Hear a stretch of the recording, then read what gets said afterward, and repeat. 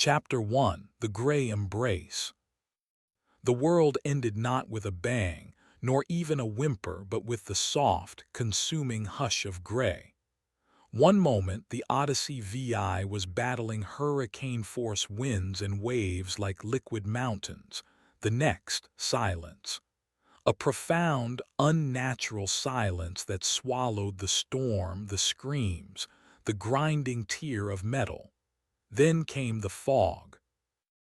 It rolled in not like weather but like a physical presence, thick as wet cotton, cold as a tomb shroud. It pressed against my skin, beaded on my eyelashes, filled my lungs with the taste of damp earth and something else. Something old and still. When my eyes finally adjusted, or perhaps when the fog consented to reveal anything at all, I saw only gray. Above, below, all around. The churning sea, the wreckage of the research vessel, my crewmates, David's panicked shouts, Lena's calm instructions, Captain Eva Noack's steady commands, all gone, vanished into the gray embrace. My name is Mara Hess. I am, or was, a geologist aboard the Odyssey VI. We were charting unexplored subsea volcanic vents miles off any known shipping lane. A sudden, localized storm cell, impossibly violent, had swamped us. Now I was elsewhere. I found myself lying on something yielding but firm. Not sand, not rock exactly. It felt like tightly packed, damp soil covered in a thin, slick moss. My emergency pack was still strapped to my back, a minor miracle. My limbs ached, bruises blooming across my body, but nothing felt broken. Survival instinct, cold and sharp, cut through the shock. Check supplies, check surroundings. The pack first. Waterproof flare gun, 3 flares. Medical kit thankfully intact. High-energy ration bars, 6 remaining. Water purification tablets, good for maybe 50 liters if I could find fresh water. My multi-tool compass. And my geological hammer, its familiar weight reassuring in my hand. Lastly, my waterproof tablet containing seismic survey data, now useless, and my personal log, a separate, ruggedized device where I kept field notes and other thoughts. I flicked it on. The screen glowed weakly, confirming power, but the GPS signal was non-existent. No network coverage, it helpfully displayed. The compass needle spun lazily, uselessly, completely divorced from magnetic north. Standard navigational tools were dead here.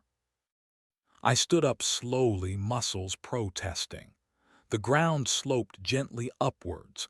Visibility was maybe 10 feet in any direction. Beyond that, the fog thickened into an impenetrable wall. The silence was the most unnerving part. No wind noise, though I could feel a faint, chill drift of air. No birds. No insects. Not even the distant crash of waves, though I must be on an island, judging by the ground beneath me. It was as if the world beyond my tiny bubble of perception had ceased to exist. The silence pressed on my eardrums, a physical weight. It made my own breathing sound unnervingly loud, my footsteps like thunderclaps on the mossy earth. My training kicked in, overriding the rising panic. Observe, document, survive. I started walking uphill, figuring higher ground might offer better visibility or at least a vantage point if the fog ever thinned, which it showed no sign of doing. It clung, cold and constant. I pulled out my tablet, switched to the notepad function, began sketching, estimating distances based on paces, noting the gradient, the texture of the ground. Mapping became my anchor, a familiar process in an utterly alien environment. If I could map it, I could understand it. If I could understand it, maybe I could survive it. The ground cover changed subtly as I climbed. The slick moss gave way to patches of stunted, grayish ferns and thick, rubbery lichens clinging to unseen rocks. There were trees, too, appearing suddenly out of the mist, gnarled, twisted things with bark like scarred skin and leaves that were perpetually damp, drooping as if exhausted. They didn't look like any species I recognized. They added another layer to the silence, their dense foliage seeming to absorb sound even further. Hours passed, or perhaps minutes. Time felt distorted here, sluggish. The light never changed, a uniform, shadowless gray illumination that seemed to come from the fog itself. My stomach growled. I forced down half a ration bar, washing it down with a sip from my canteen. The water tasted metallic, stale, must find a fresh source soon. It was during my third or fourth pause to sketch and take notes that I first felt it. A prickling on my skin, a sense of being watched. Standard paranoia for a survival situation, I told myself. Isolation, stress, but it persisted.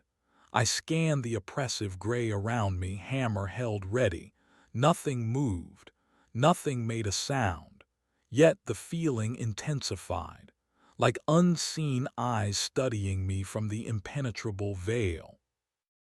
I pushed on, faster now, the mapping forgotten for a moment. The silence seemed deeper here, the air colder.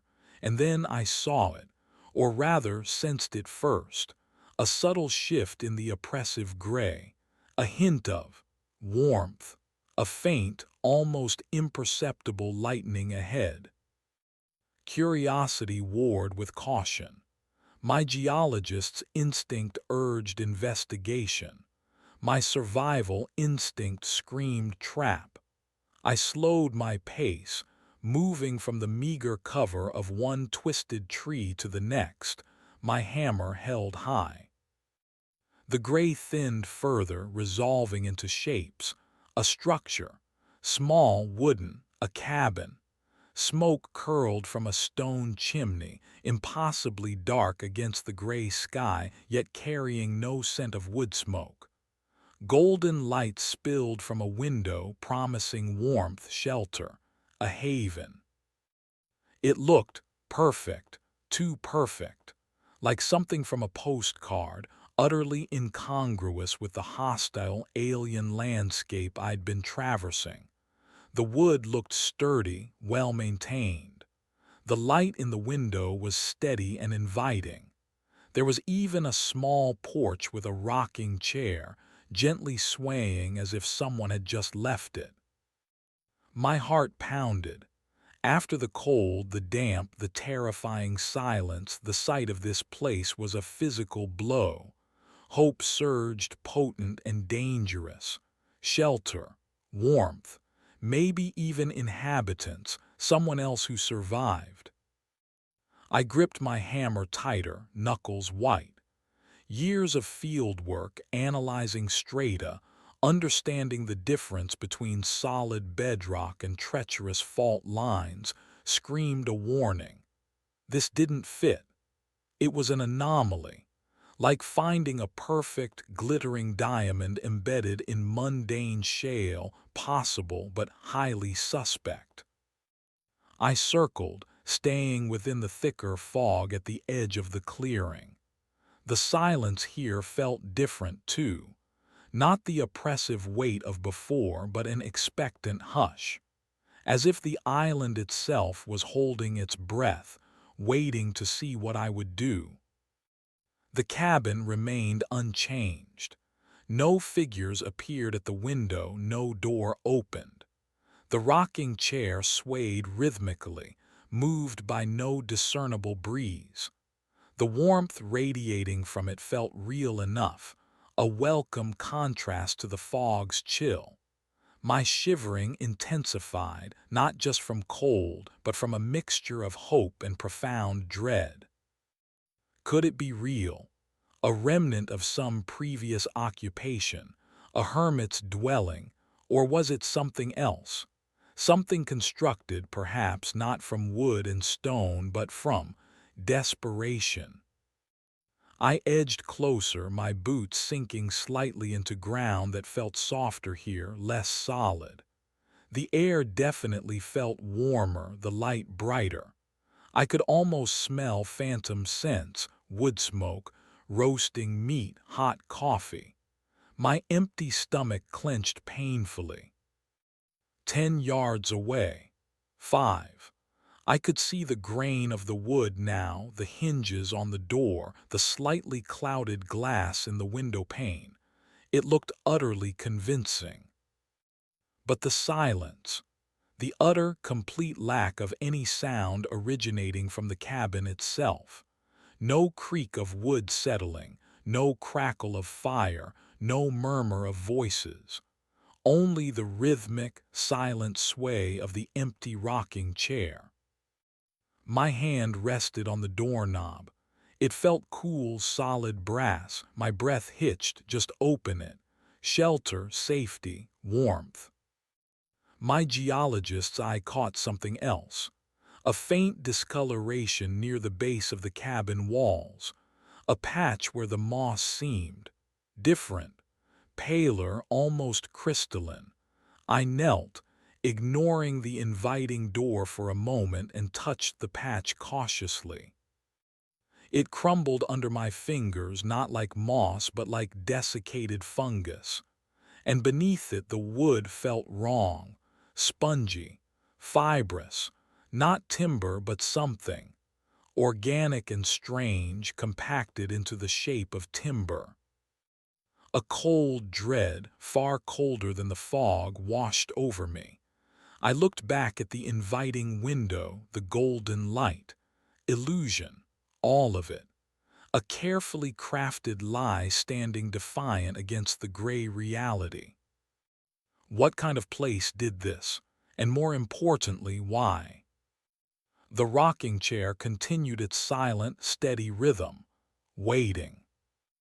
I backed away slowly, hammer raised, heart pounding a frantic rhythm against the unnatural quiet. The warmth faded as I retreated. The illusory sense vanished, replaced once more by the cold, damp smell of the fog. The golden light seemed to flicker just once before resuming its steady glow. As the thicker gray swallowed the image of the cabin, I turned and scrambled away, moving blindly back into the oppressive embrace, the brief, treacherous warmth replaced by a chilling certainty. On this island, hope was the most dangerous trap of all. My map felt useless now, charting only the surface of a place whose depths were designed to deceive and devour. The silence pressed in again, heavier than before, filled with the ghost of a swaying chair and the phantom scent of a fire that never burned. The island knew I was here, and it was watching. Chapter 2: Echoes in Still Water. Panic is a useless emotion. It clouds judgment, wastes energy, makes you loud. On this island, loudness felt like a suicidal impulse. So I suppressed the urge to run blindly, to scream into the muffling gray. Instead, I forced myself into a measured, swift retreat, putting distance between myself and the phantom cabin. The image of that silently rocking chair was seared into my mind, a symbol of the island's insidious nature. It hadn't threatened me physically, not directly. It had offered comfort, dangled salvation, hopping I'd grasp it and fall into. What? Oblivion, consumption, worse. My geological hammer felt heavier now, less a tool for understanding the earth and more a primitive weapon against illusions and the unseen things that crafted them. My map, sketched onto the tablet screen, seemed laughably inadequate. How do you map deception? How do you chart lies made manifest? The immediate priority remained unchanged: water. The metallic tang in my canteen was becoming stronger, and dehydration was a swift and debilitating enemy. The encounter with the false haven had cost me precious time and energy, leaving me more vulnerable than before. I had to find a real water source, untainted by whatever malevolent intelligence governed this place. I continued my general uphill trajectory, reasoning that natural water sources often originate at higher elevations. The fog remained relentless, a constant, chilling pressure. It seemed to curl inwards whenever I stopped moving, as if trying to smother me in stillness. I kept my senses strained, listening for the trickle of running water, a sound that seemed impossible in this muted world. My ears strained against the profound silence. It wasn't just quiet, it felt absorbent. The scuff of my boots on the mossy ground, the rustle of my waterproof gear, even my own heartbeat drumming in my ears, all seemed swallowed within feet of my body. It created a disconcerting sense of isolation, a feeling that reality extended no further than my limited circle of vision. Was I truly alone? The prickling sensation of being watched hadn't entirely faded, lingering at the edges of my perception. After what felt like another hour of cautious climbing, the ground began to level out slightly. The gnarled, gray trees thinned, replaced by thickets of shoulder-high, leathery plants with broad, waxy leaves that glistened with moisture. Condensation dripped steadily from them, forming tiny rivulets that snaked down the slope. A potential source. I touched a leaf cautiously.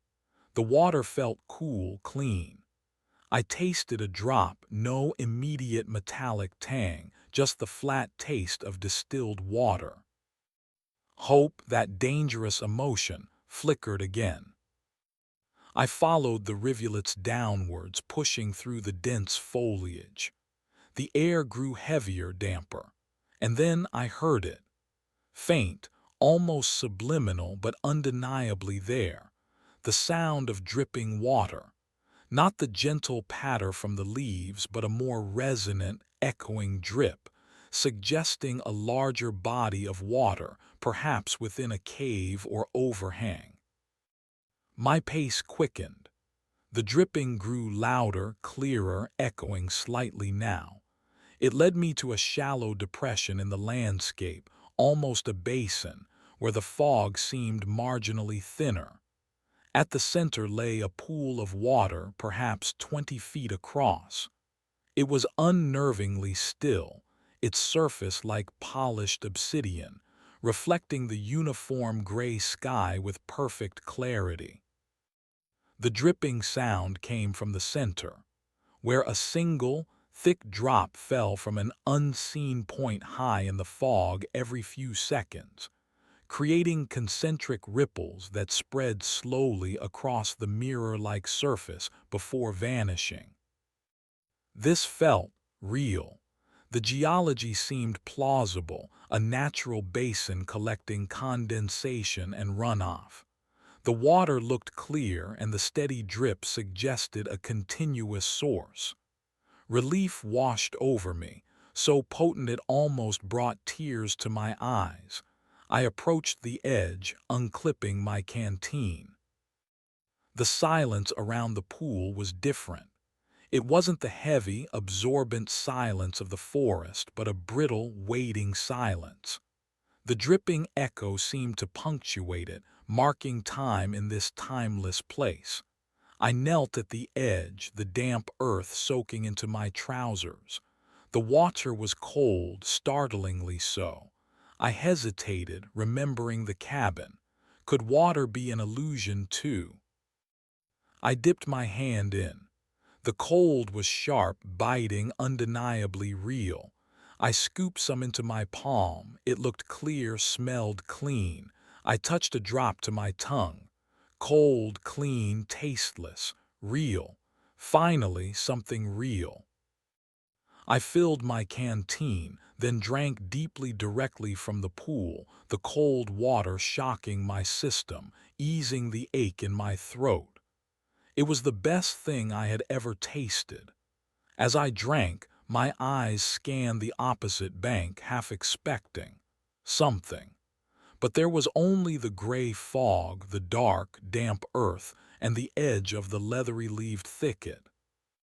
It was as I lowered my head for a final mouthful that I saw them, not on the bank but in the water, submerged, standing absolutely still at the bottom of the pool, which was deeper than I'd initially thought, perhaps 6 or 7 feet at its center. Figures, small figures, pale, motionless. My breath hitched, the cold water suddenly feeling like ice in my stomach. I froze, kneeling at the edge, staring down. There were 3 of them. They looked like children, maybe 7 or 8 years old, dressed in simple, ragged clothing that drifted slightly in the almost imperceptible currents. Their skin was the color of bleached bone, their eyes wide open, staring upwards towards the surface, towards me. Their expressions were blank, empty. They didn't blink, they didn't move. They just stood there, perfectly preserved, perfectly still at the bottom of the pool. The Stillwater Children. The name sprang into my mind unbidden, chillingly appropriate. Were they drowned, preserved by the cold, mineral-heavy water, or were they something else, part of the island's fabric like the false cabin? The single drop of water fell from above, striking the surface directly over them. Plink. The ripples spread, distorting their images for a moment before the surface calmed again, revealing their unchanging, upward stares. Panic clawed at my throat again, stronger this time. My instinct screamed at me to get away, to run, but I was mesmerized by the sheer wrongness of it. Children, drowned and waiting. Waiting for what? I forced myself to look away, scrambling back from the pool's edge, canteen clutched in my hand. My heart hammered against my ribs. Was the water safe? Had I just drunk from a submerged graveyard? Or worse, from something that used corpses as lures? As I backed away, my foot caught on something hidden in the damp earth at the pool's edge. I stumbled, catching myself before I fell. Looking down, I saw what I'd tripped on. Not a root, but a patch of strange, slimy fungus. It was grayish-white, spreading like a film over the soil, pulsing with a faint, almost imperceptible internal light. It looked disturbingly like the desiccated patch I'd seen at the base of the false cabin. The mnemonic fungus. Another unbidden name, another piece of this island's horrifying puzzle clicking into place. As I stared at it, a wave of dizziness washed over me. The air felt thick, and a phantom scent filled my nostrils, not wood smoke this time, but something familiar and comforting. Lilacs. My grandmother's garden in summer. I saw a fleeting image behind my eyes. Sunlight dappling through green leaves, the buzz of bees, my grandmother's smiling face offering me lemonade. "Mara, dear, come sit a while." The voice was warm, familiar, achingly real. For a heartbeat, pure, unadulterated joy flooded me. Grandma, safe, home. Then the cold reality of the island slammed back in. The image shattered. The scent vanished. That wasn't memory, it was hallucination. Induced by the fungus, its spores. I held my breath, scrambling further away, putting distance between myself and the pale, pulsing growth. The dizziness slowly faded, leaving behind a residue of false warmth and a deeper, colder fear. This place didn't just offer false physical havens, it offered false mental ones too. It used your own memories, your deepest longings against you. Lure you in with a phantom cabin, or trap you with a ghost of lost love, while the real threats closed in. I looked back at the pool. The surface was still again, reflecting only gray.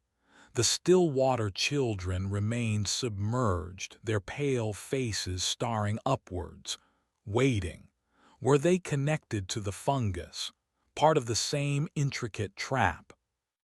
This pool wasn't a haven, it was bait. The water might be real, but it came at a terrible price. Proximity to the drowned watchers, exposure to the memory-stealing fungus. How many others had knelt here, desperate for water, only to be lulled by phantom memories while something else crept out of the fog? Or perhaps they simply knelt too long, lost in illusory sunshine, while the fungus spread, its tendrils rooting them to the spot. My canteen felt heavy, contaminated. I resisted the urge to pour the water out. I needed it desperately. But I wouldn't drink here again. I wouldn't linger.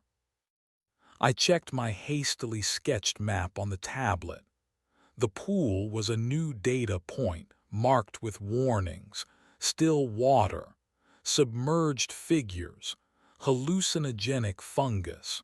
My map was becoming less a guide to navigation and more a catalog of dangers. Where to now, away from this treacherous basin? Continue uphill, try to find the coast. Every direction looked the same, swallowed by the ubiquitous gray. The feeling of being watched intensified again, no longer just a prickling sensation, but a certainty. The island knew I had seen its tricks, tasted its tainted water, breathed its memory-laced spores. It knew I was learning. And I had the horrible feeling it didn't like that at all. As I turned to leave the basin, forcing myself not to look back at the staring children beneath the water, I saw something else nestled amongst the roots of a gnarled tree just beyond the fungus patch. A boot, heavy-duty, standard marine issue, relatively new. It looked exactly like the ones issued to the crew of the Odyssey VI. My heart leaped. Someone else, another survivor. I approached cautiously, hammer ready. The boot was empty, lying on its side. Nearby, half buried in the damp earth and encroaching moss, was a discarded ration wrapper, the same high-energy brand from my own pack. And pressed into the soft mud, almost obscured, was a partial footprint, heading deeper into the fog-shrouded trees, away from the pool. Someone had been here, recently. One of my crewmates, Captain Nowak, Lena, David. Were they alive? Had they seen the pool, the fungus? Had they escaped its influence? Or had they been lured away by a different kind of false haven, one tailored specifically for them? A new, desperate hope ignited within me, warring with the hard-won cynicism the island was teaching me. Find them. Find the others. There might be safety in numbers, a chance to pool knowledge, to fight back against this place. Following the faint trail, I plunged back into the thicker fog, leaving the silent pool and its submerged watchers behind me. The dripping echo faded, replaced once more by the profound, absorbent silence of the island. Each step felt heavier, burdened by the knowledge of the illusions waiting in the gray, and the terrifying possibility that I wasn't just following a survivor, but walking deeper into the Haven Weaver's intricate, deadly web. The silence seemed to press closer, listening to my hope, tasting my fear. And waiting. Chapter 3: The Trail of Phantoms. Following the faint impressions in the damp earth felt like chasing ghosts. The fog swirled around me, a relentless curtain that reduced the world to fleeting glimpses. One moment, a clear boot print, the unmistakable tread pattern of the Odyssey VI standard issue. The next, a swirl of gray erasing it, leaving me scanning the ground frantically, heart pounding, terrified of losing the only tangible link to another human being on this god-forsaken island. My geological training provided some advantage. I could read the subtle compressions in the soil, the way disturbed moss lay, the occasional snapped twig or displaced stone that suggested passage. But the fog was an active adversary, seeming to deliberately obscure the path, muffling sounds that might have guided me, pressing in with its cold, damp weight. The silence remained profound, broken only by my own ragged breathing and the squelch of my boots. Each step felt amplified, a declaration of my presence in a place that seemed to prefer absolute stillness. The trail led away from the basin of the Stillwater Children, climbing gradually through another stand of the gnarled, gray-barked trees. Their drooping leaves brushed against me like cold, wet fingers, adding to the perpetual chill that had sunk deep into my bones. Occasionally, I'd lose the tracks completely, forcing me to stop, hold my breath, and scan the ground in slow, methodical sweeps, fighting the rising panic that threatened to send me blundering blindly into the unknown. Was this deliberate? Was the Haven Weaver, or whatever intelligence resided here, playing with me, letting the trail grow cold only to reappear tantalizingly just beyond my immediate sight? Paranoia gnawed at me. Every twisted root looked like a grasping hand in the periphery. Every shift in the fog's density hinted at a watching presence. I kept my hammer gripped tightly, swinging my gaze constantly, trying to pierce the veil. But the fog yielded nothing but shifting shades of gray. I paused to check my tablet map, adding the estimated trajectory of the trail. It was a thin, uncertain line meandering across the screen, surrounded by vast areas marked only with question marks and warnings. False haven, cabin, still water pool, submerged figures slash hallucinogenic fungus.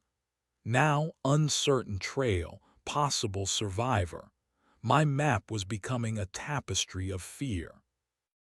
As I studied the screen, a flicker of movement caught my eye. High up in the branches of one of the skeletal trees, I looked up slowly, hammer ready. A bird. I hadn't seen any sign of avian life since arriving. It wasn't a bird. It was large, gaunt, and disturbingly featherless, its skin a pale, unhealthy gray like the bark of the trees it perched on. It clung to the branch with oversized talons, its head cocked, regarding me with dark, intelligent eyes. It made no sound, simply watched me perfectly still. A hush vulture. Another chillingly perfect name surfaced in my mind. Was it waiting for me to fall? Did it feed on the victims of the island's traps? Its silent observation was more unnerving than any screech or cry would have been.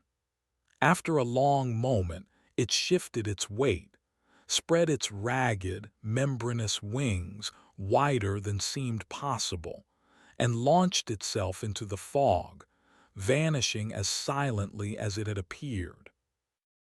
Another watcher, another creature adapted to this silent, predatory ecosystem. I shivered, not entirely from the cold, and forced myself to focus back on the trail. The ground began to change again. The trees thinned out, replaced by expanses of sharp, black volcanic rock, slick with moisture and treacherous underfoot.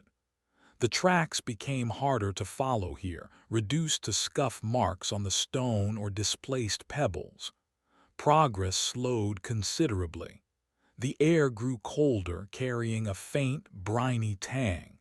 Was I approaching the coast, a cliff edge hidden by the fog? I moved with extreme caution, testing each footstep, using my hammer handle as a probe in the dense gray ahead. The briny smell grew stronger, mixed with the pungent aroma of decay like rotting seaweed. And then another sound reached me, cutting through the silence. Not dripping water this time, but a low, rhythmic sighing. Whoosh! HSSSSS. The sound of waves, real waves. Hope surged again, sharp and insistent. The coast meant a chance, however slim, of signaling a passing ship, of finding wreckage from the Odyssey, perhaps even building a raft. It meant a potential escape route from the interior's insidious traps.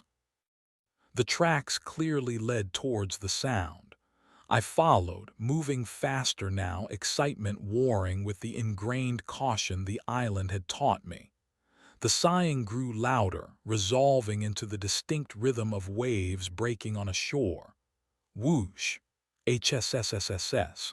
But there was something off about the sound. It was too clean, too regular.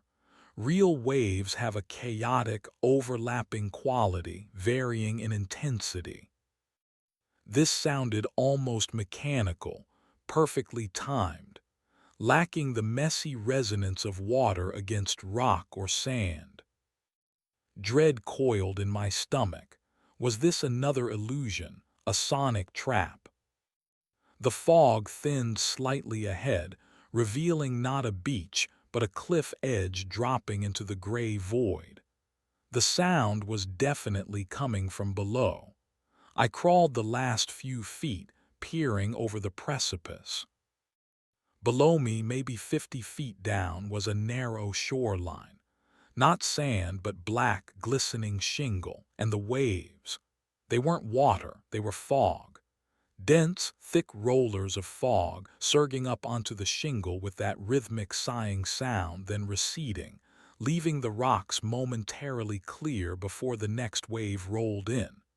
It was a shoreline made of the island's very essence.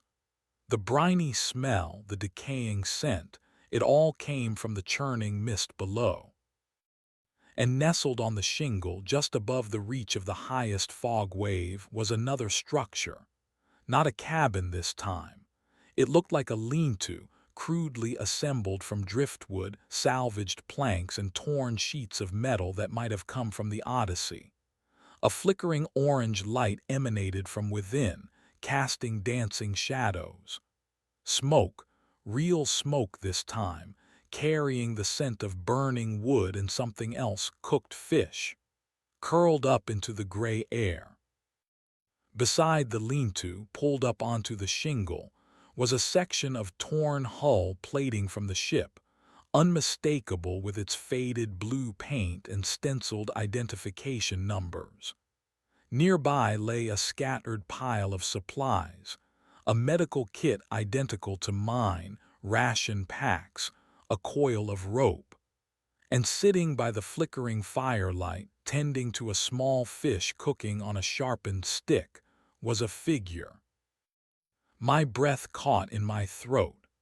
I couldn't make out their features clearly from this distance and angle, obscured by the flickering light and swirling fog, but they wore the dark blue overalls of the Odyssey VI crew.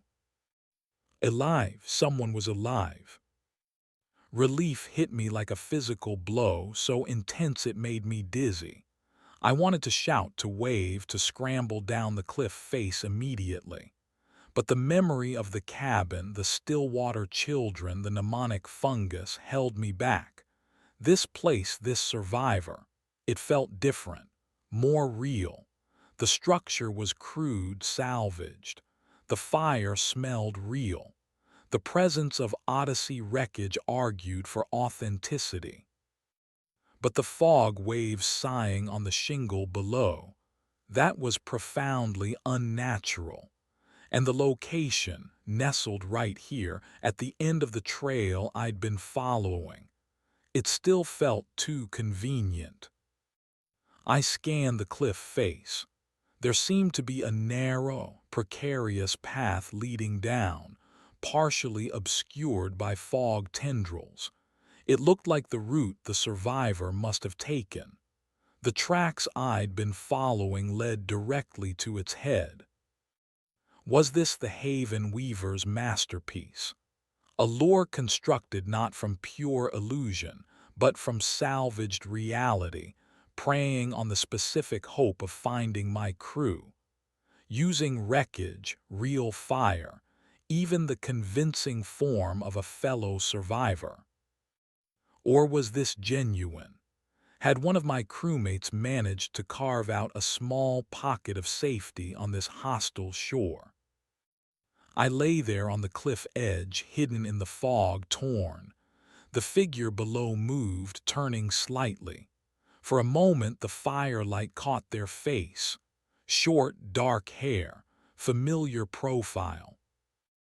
Lena Petrova, our communications officer. No, wait. Self-correction, avoided Petrova. Lena Hansen. Yes, Lena Hansen. Resourceful, quick-thinking Lena. It looked like her. Hope surged again, almost overwhelming my caution. But the fog waves continued their unnatural rhythm below. Whoosh, HSSSSS, like slow, deliberate breaths. I noticed something else. Around the edges of the small camp, just where the shingle met the cliff base, the rock seemed darker, slimier. Patches of glistening, multicolored fungus clung to the stones, similar in texture to the mnemonic fungus near the pool, but vibrant, almost iridescent. Were they part of the illusion, or another natural hazard of this place? My gaze fixed on Lena, or the figure who looked like Lena. She seemed calm, too calm. She poked the fish with the stick, her movements economical, practiced, as if she'd been here for days, weeks even. But the Odyssey had wrecked only. How long ago? Time was slippery here, but it couldn't have been more than a day or two. Could she have established this camp so quickly, so efficiently? I thought about the mnemonic fungus, how it preyed on memory, on longing. Could this be a more sophisticated version?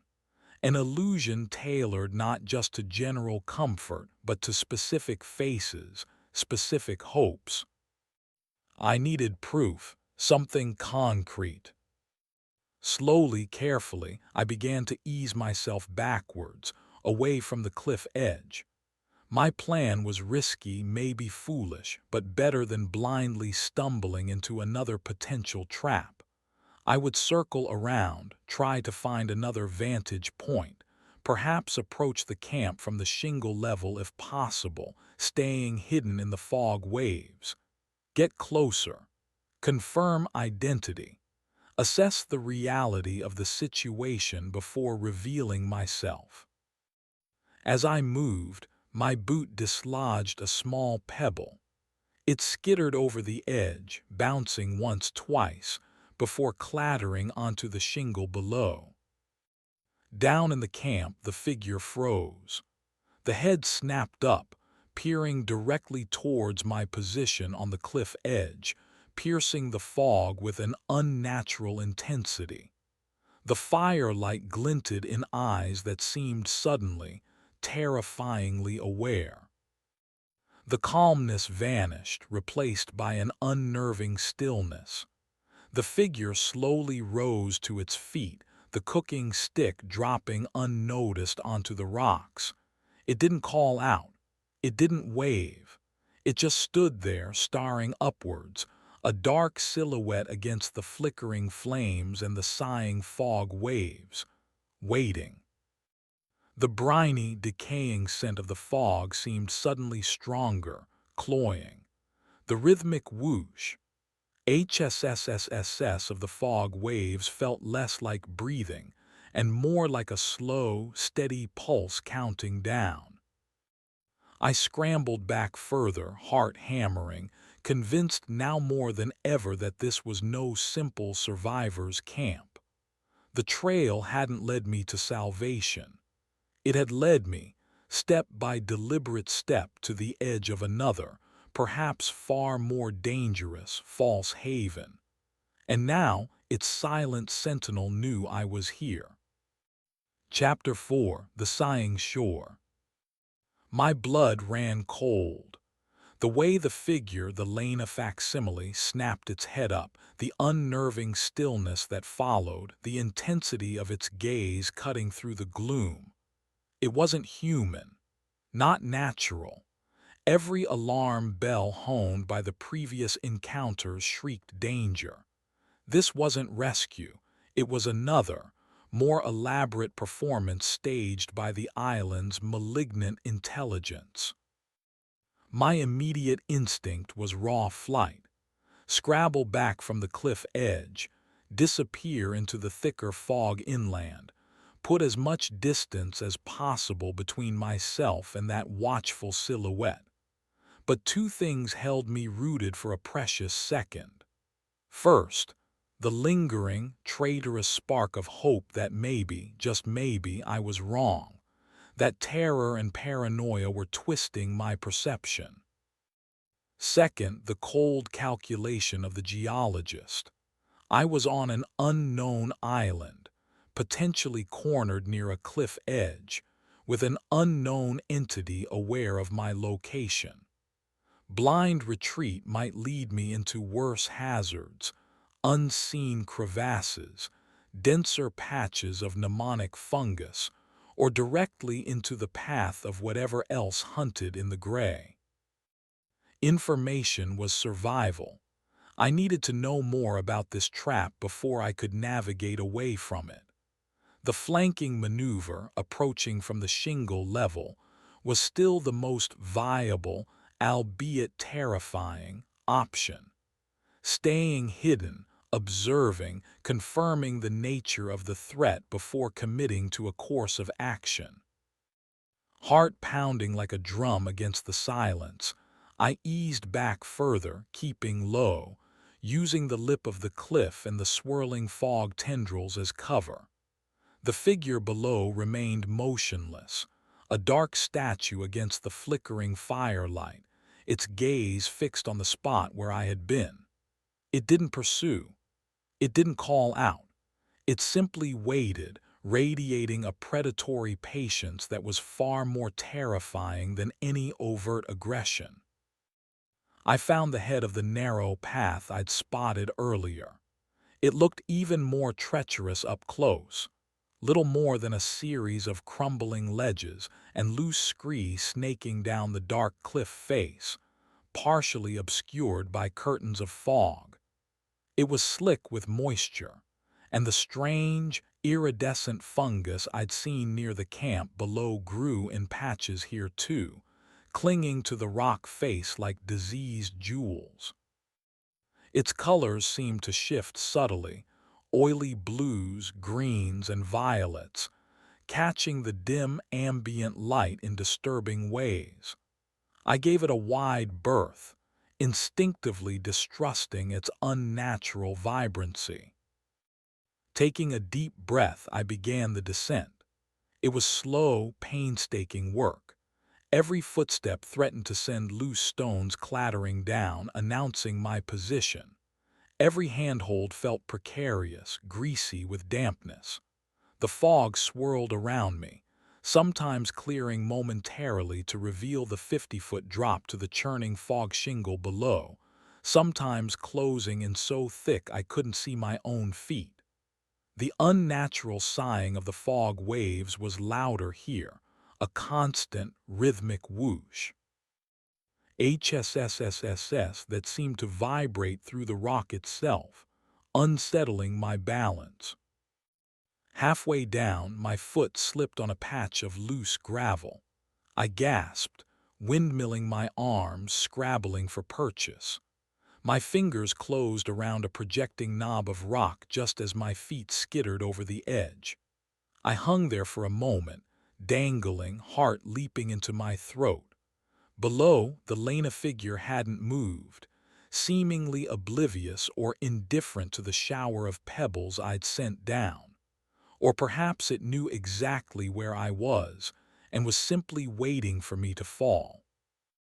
Gritting my teeth, I hauled myself back onto the narrow ledge, pressing myself flat against the cold, damp rock until the trembling in my limbs subsided. The close call reinforced the danger. This island didn't need monstrous creatures to kill you. Its very fabric was hostile, waiting for a single misstep.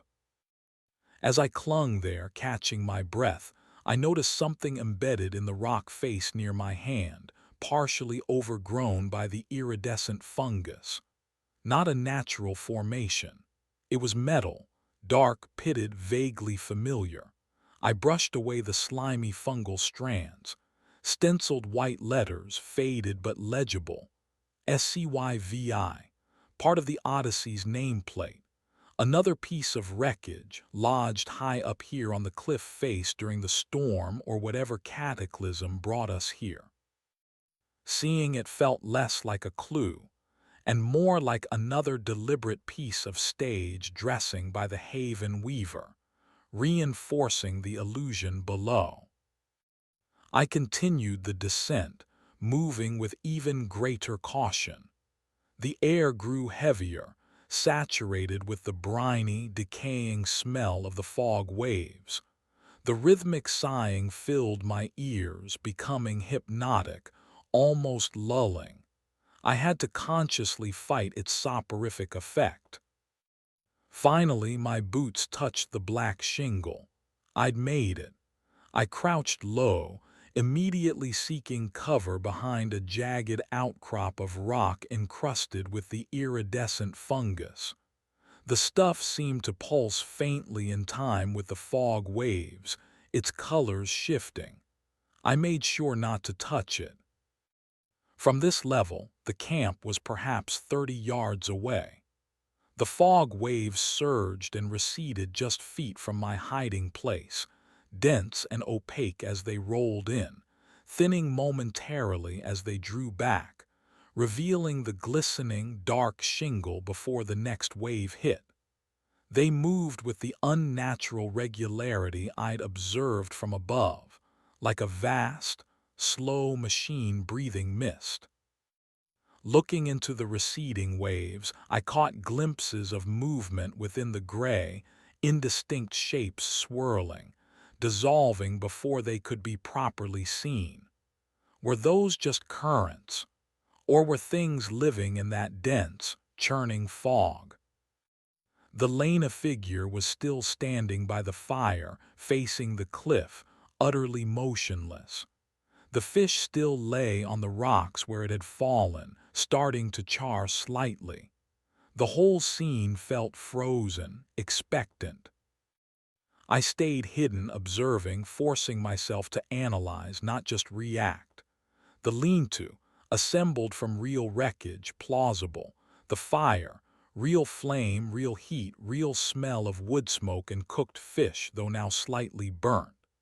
The supplies, identical to mine, likely salvaged. The figure, physically convincing as Lena Hansen from a distance, but its behavior was wrong. The stillness, the lack of reaction to my near fall, the intense, unblinking stare. My gaze drifted back to the iridescent fungus clinging to the rocks around the camp and my hiding place. It seemed thicker near the lean-to, growing in unnaturally symmetrical patterns. Was it connected to the illusion, a power source, a boundary marker? A fog wave surged higher than the previous ones, washing over the shingle almost to the edge of the camp, its cold spray hitting my face. As it receded, something was left behind on the glistening rocks, momentarily exposed before the next wave could reclaim it. Not a piece of driftwood or seaweed. It was pale, roughly hand-sized, and it glittered. A shimmer crab, just like the description that had surfaced in my mind earlier. Its crystalline shell refracted the firelight into dazzling, confusing patterns. It scuttled sideways rapidly, its tiny legs clicking audibly on the shingle, one of the few distinct sounds I'd heard besides the waves and the fire, before vanishing back into the embrace of the next incoming fog wave. Another piece of the island's unnatural fauna, thriving in this hostile environment. Were they dangerous? The description mentioned a neurotoxin. The Lena figure remained oblivious to the crab, its attention still fixed on the cliff top. This lack of awareness of its immediate surroundings felt deeply wrong. Anyone genuinely surviving here would be hyper-alert to every movement, every sound. I needed to get closer to see its face clearly, perhaps provoke a reaction that would reveal its true nature. But crossing the open shingle, even under the cover of the fog waves, felt suicidally risky. Then I saw it. A narrow, water-carved channel, partially hidden by shadow, running from near my hiding place towards the back of the lean-to. It looked deep enough to offer cover if I stayed low. It would bring me within feet of the structure unseen. Decision made.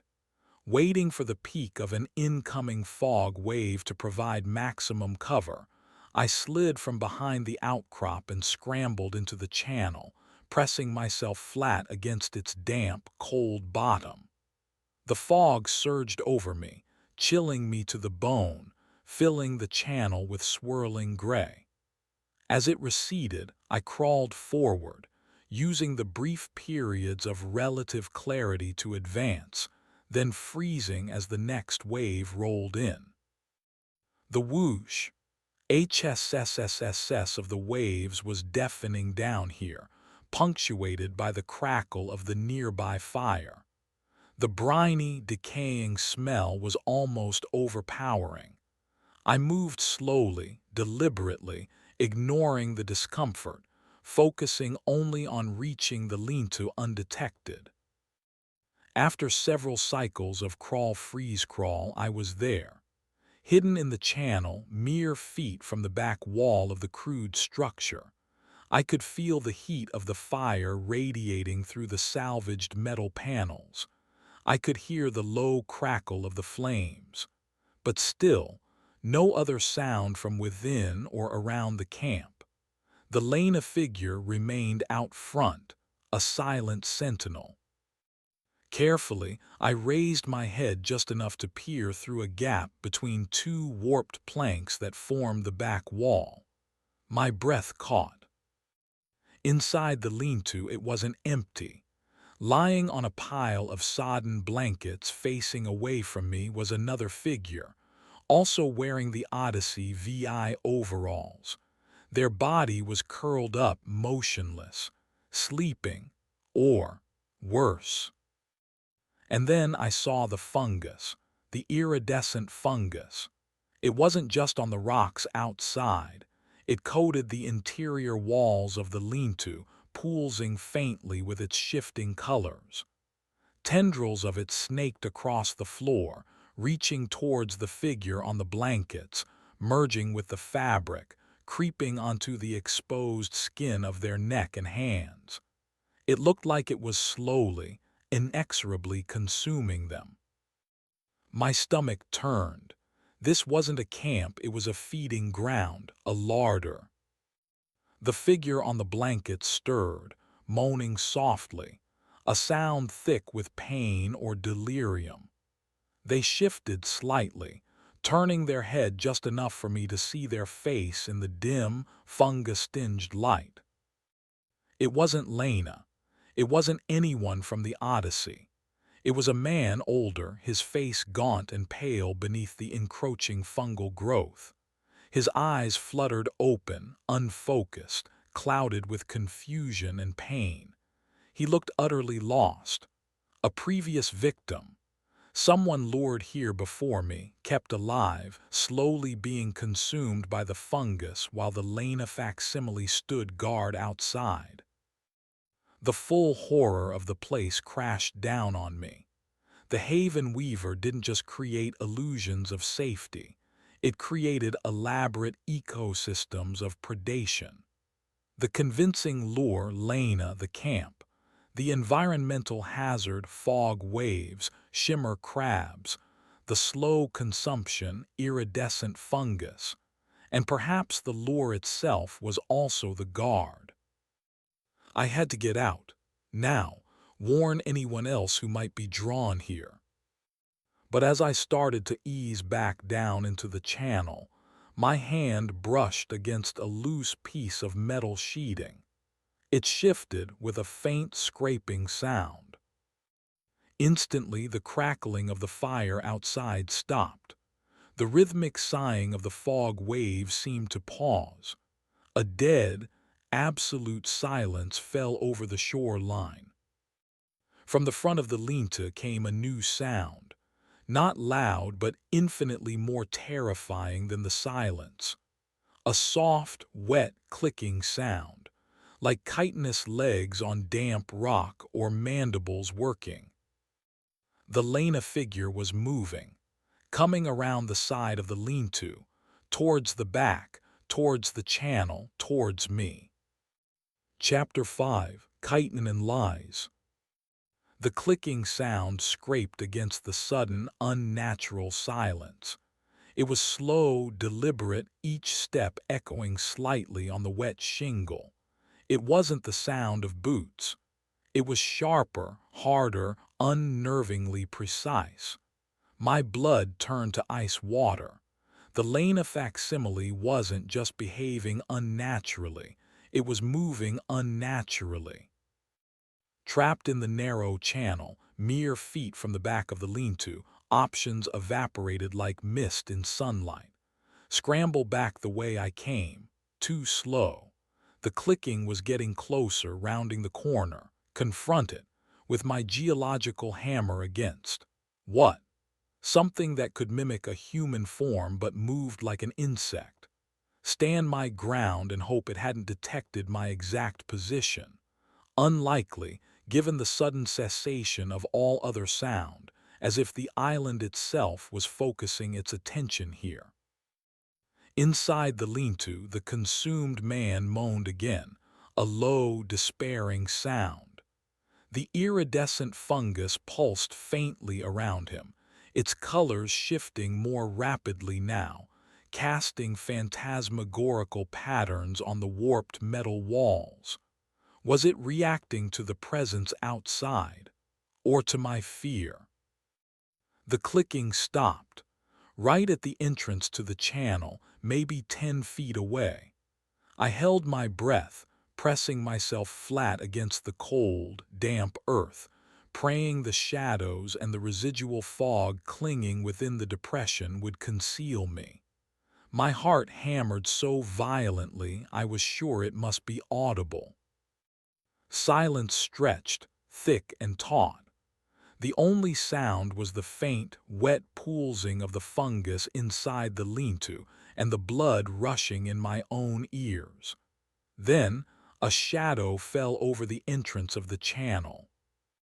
Slowly, deliberately, the Lena figure peered down into the gloom. It wasn't Lena, not up close. The flickering firelight and distance had masked the hideous reality. The shape was roughly human, draped in Lena's overalls, but the proportions were subtly wrong. Limbs too long, joints bending at slightly odd angles. The face, though mimicking Lena's features, was stiff, mask-like, the skin possessing a waxy, translucent quality, and the eyes, they weren't human eyes. They were multifaceted, like a fly's, catching the dim light in 1,000 tiny, glittering points. They swiveled slightly, scanning the channel with jerky, insectoid movements. The clicking sound resumed, softer now, originating from its throat or chest, internal mechanics, not footsteps. Its head tilted, mimicking curiosity but devoid of any genuine emotion. It knew I was here. The game of illusion was over. My hand tightened on the handle of my hammer. Not much of a weapon, but it was all I had. Adrenaline surged, sharpening my senses, drowning out the fear with a primal need to survive. The creature took a step into the channel, its movement stiff, unnatural. Its foot, still encased in the replica boot, crunched on the shingle. It lowered its head further, its multifaceted eyes fixing on my position. There was no escape now. With a strangled yell, fueled by terror and desperation, I surged up from the channel floor, swinging the hammer in a wide, desperate arc towards its head. The creature reacted with impossible speed. It didn't dodge like a human, but retracted its head and upper torso with a sickening, chitinous clatter, the hammer whistling through the space where its face had been fractions of a second before. Before I could recover my balance or swing again, one of its overly long arms shot out. Not like flesh and bone, but like a segmented limb unfolding. Fingers, unnaturally long and tipped with sharp, black points like obsidian shards, clamped around my wrist, the one holding the hammer. The grip was impossibly strong, cold, like being clamped in steel. Pain flared up my arm as the sharp tips dug into my skin. I cried out, trying to pull away, but it was useless. The creature exerted effortless strength, easily overpowering me. Its other arm unfolded, reaching for my throat. I kicked out wildly, my boot connecting with its knee joint. There was a wet, cracking sound, not of bone, but of something brittle shattering. The creature hissed, a sound like escaping steam mixed with grinding rocks, and faltered for a precious instant. Its grip on my wrist loosened fractionally. Wrenching my arm free, ignoring the searing pain, I scrambled backwards out of the channel, onto the open shingle. The creature recovered instantly, stepping out of the channel after me, its damaged leg dragging slightly but not impeding its advance. It moved with that same jerky, unnatural gait, multifaceted eyes locked onto me. The fog waves, my only chance.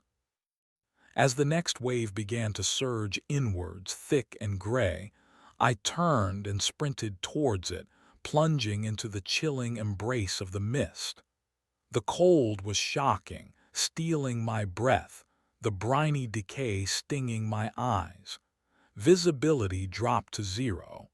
I stumbled forward, relying on the feel of the shingle underfoot and the receding slope. Behind me, I heard the creature following, its clicking gait muffled but still audible, relentlessly pursuing.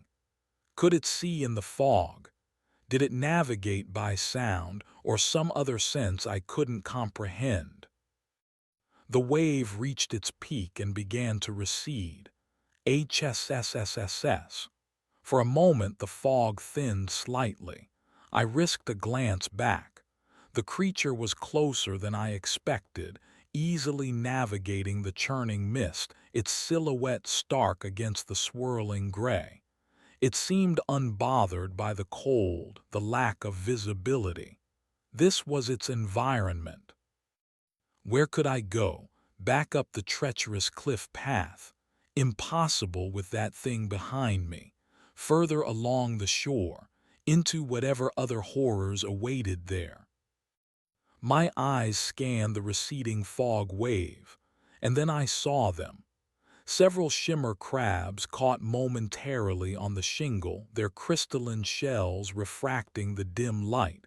An idea sparked, desperate and probably insane. Distraction. Confusion. As the next wave rolled in, I changed direction, stumbling sideways towards the water line, towards where the crabs had been. The creature followed unerringly. When the wave receded again, I stomped hard on the shingle near a cluster of the crabs. They scattered instantly, their legs clicking, their shells throwing out dazzling, disorienting flashes of light in the gray gloom. For a heartbeat, the creature faltered, its multifaceted eyes overwhelmed by the sudden barrage of chaotic light patterns. It paused, its head twitching rapidly, trying to process the sensory overload. That brief hesitation was all I needed. I veered sharply away, sprinting parallel to the cliff face now, heading away from the camp, away from the path, deeper into the unknown territory of the sighing shore. I ran blindly, praying the creature's momentary confusion would buy me enough distance. I didn't dare look back. I focused only on putting one foot in front of the other, navigating the treacherous shingle by feel, the rhythmic whoosh. HSSSSS of the fog waves my only companion. The clicking pursuit faded behind me, though whether it had given up, been truly confused, or was simply packing me, waiting for me to exhaust myself, I didn't know. I ran until my lungs burned and my legs screamed in protest. The adrenaline dump left me weak, trembling. I finally stumbled behind another outcrop of rock further down the shore, collapsing onto the cold shingle, gasping for air. The silence pressed in again, broken only by the eternal sighing of the fog waves. Had I escaped, or just postponed the inevitable? My wrist throbbed where the creature had grabbed me. I looked down. 4 deep puncture wounds oozed blood, already turning an ugly, bruised color around the edges. The skin felt tight, inflamed. Neurotoxin. Infection. Just physical trauma from that crushing grip.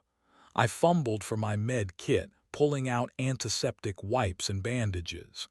Cleaning the wound stung fiercely, but the fear of infection in this place spurred me on. As I bandaged my wrist, my eyes scanned the new surroundings. More black shingle, more cliffs disappearing into the fog above, more sighing fog waves. But here the iridescent fungus was absent. Instead, strange, kelp-like tendrils, thick as ropes and the color of bruised plums, washed ashore with the fog waves, clinging briefly to the rocks before being sucked back into the gray churn. They writhed slightly, as if alive. I instinctively kept my distance. Where was the Haven Weaver in all this? Was the lane a creature its direct agent? Was the fungus its method of consumption? Or were these all just different facets of the island's predatory ecosystem, evolved or designed to lure, trap, and devour? The thought of the man in the lean-to, slowly being consumed, filled me with nausea and guilt. I'd abandoned him. But what could I have done? Fighting that creature head-on was suicide. My priority had to be my own survival, gathering information, finding a way to fight back or escape. Leaving him felt like a betrayal, yet another compromise this island forced upon its victims. I needed to get off this shore. It felt like a bottleneck, a killing jar between the cliffs and the deadly fog sea. Inland, despite the illusions and the fungus, seemed marginally safer, offering more potential for cover and evasion. But how to get back up the cliffs? The path I'd used was near the camp, guarded by the Lena creature. I scanned the cliff face above me. It looked sheer, unbroken, but the fog played tricks. Maybe there was another path hidden further down. I forced myself to my feet, legs shaky. Moving slowly, cautiously, I began to walk along the shore, away from the camp, peering upwards, searching for any break, any ledge, any potential route back to the island's interior. The rhythmic sighing of the fog waves continued, a constant, desolate soundtrack to my search.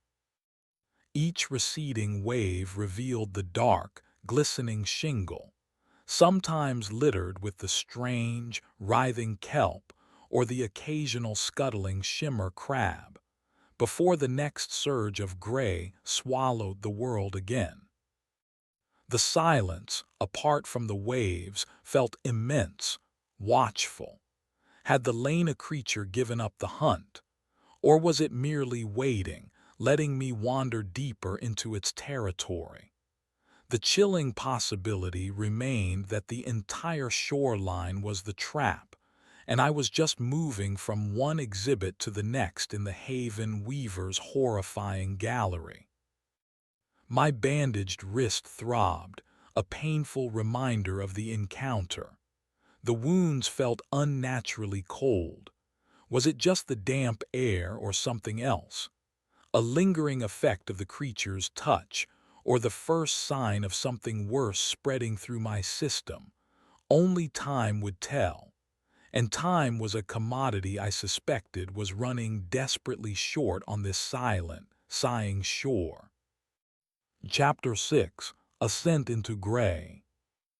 The shoreline stretched endlessly ahead, a monotonous ribbon of black shingle trapped between the sheer cliffs and the breathing fog sea.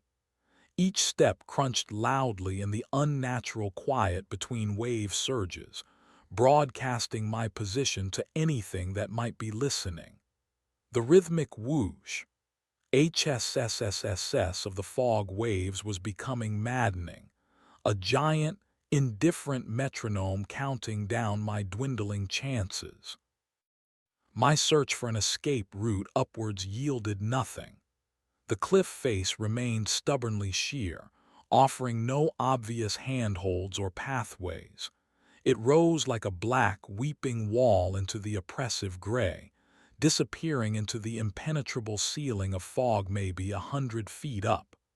Occasionally, veins of the iridescent fungus snaked across the rock face, pulsing faintly, but these seemed confined to the area around the false camp I'd fled. Here, the rock was just dark, slick, and forbidding. My injured wrist throbbed with a deep, resonant ache that felt disproportionate to the visible wounds. The coldness persisted, a localized chill that seemed to emanate from the puncture marks themselves. I flexed my fingers, fighting the stiffness, terrified of losing dexterity in my dominant hand. Was it toxin, infection, or just the island playing psychological games? Regardless, it was a worrying development. Fatigue weighed heavily on me. The adrenaline from the encounter with the Lena creature had faded, leaving behind a profound exhaustion, both physical and mental. The constant tension, the need for hypervigilance, the gnawing fear, it was draining me faster than the physical exertion. I needed rest, real rest, but stopping felt like an invitation to whatever stalked this shore. The memory of the Lena creature's silent, patient waiting outside the linta was a potent motivator. I forced down another half of a precious ration bar, chewing mechanically, the taste like sawdust in my mouth. I sipped water sparingly from my canteen, the water taken from the Stillwater Children's Pool. Each sip felt like a gamble. Was it truly clean, or was I slowly poisoning myself, succumbing to some unseen contamination tied to that place? Necessity overruled caution. As I walked, I kept scanning the debris washed up by the fog waves, mostly the bruised plum kelp, writhing with vestigial life, and occasional shimmer crabs skittering back into the mist. No more Odyssey wreckage. No other signs of human passage. Just the desolate, alien shore. Then I saw something different. Not on the shingle, but embedded high up in the cliff face, maybe 60 feet above me. A dark shape, angular, metallic, it looked like a ladder, or the remnants of one. Rusted metal rungs bolted directly into the rock, ascending vertically into the fog. Hope, that treacherous double-edged sword, flared again. Could this be it? An old access route, maintenance ladder for some forgotten installation. It looked ancient, heavily corroded, several lower rungs missing entirely. Reaching the first intact rung would require a dangerous climb up the slick lower section of the cliff. Ascending the rest would be a test of rusted metal and sheer nerve. But it was the only potential way up I'd seen. The alternative was continuing along this exposed, potentially endless shore, waiting for the Lena creature or some other horror to find me. I approached the base of the cliff below the ladder remnants. The rock here was indeed slick with moisture and patches of slimy black algae. The first 10 to 15 feet were sheer, offering only tiny cracks and precarious nubbins for hand and foot holds. Above that, the first visible rung beckoned, a rusted metal bar barely thicker than my wrist. Could I make that climb? My arms ached, my legs felt like lead, and my injured wrist throbbed warningly. A fall from that height onto the black shingle would be crippling, if not fatal. And what waited at the top? Assuming the ladder held, assuming it even led somewhere other than a dead end in the fog, what new dangers lay inland? I looked back along the shore the way I came. The fog swirled, revealing nothing but the desolate emptiness. Then I looked towards the churning fog waves. Within the gray mist, I thought I saw movement again, a large, indistinct shape moving parallel to the shore just beyond the breakers. Too large for a shimmer crab, too fluid for wreckage. Watching, hunting. Decision made. The latter, however dangerous, was the only option that offered even a sliver of hope for escaping the immediate threat of the shore. I tucked my tablet safely into an inner pocket, secured my med kit, and slung my hammer via its wrist loop so my hands were free.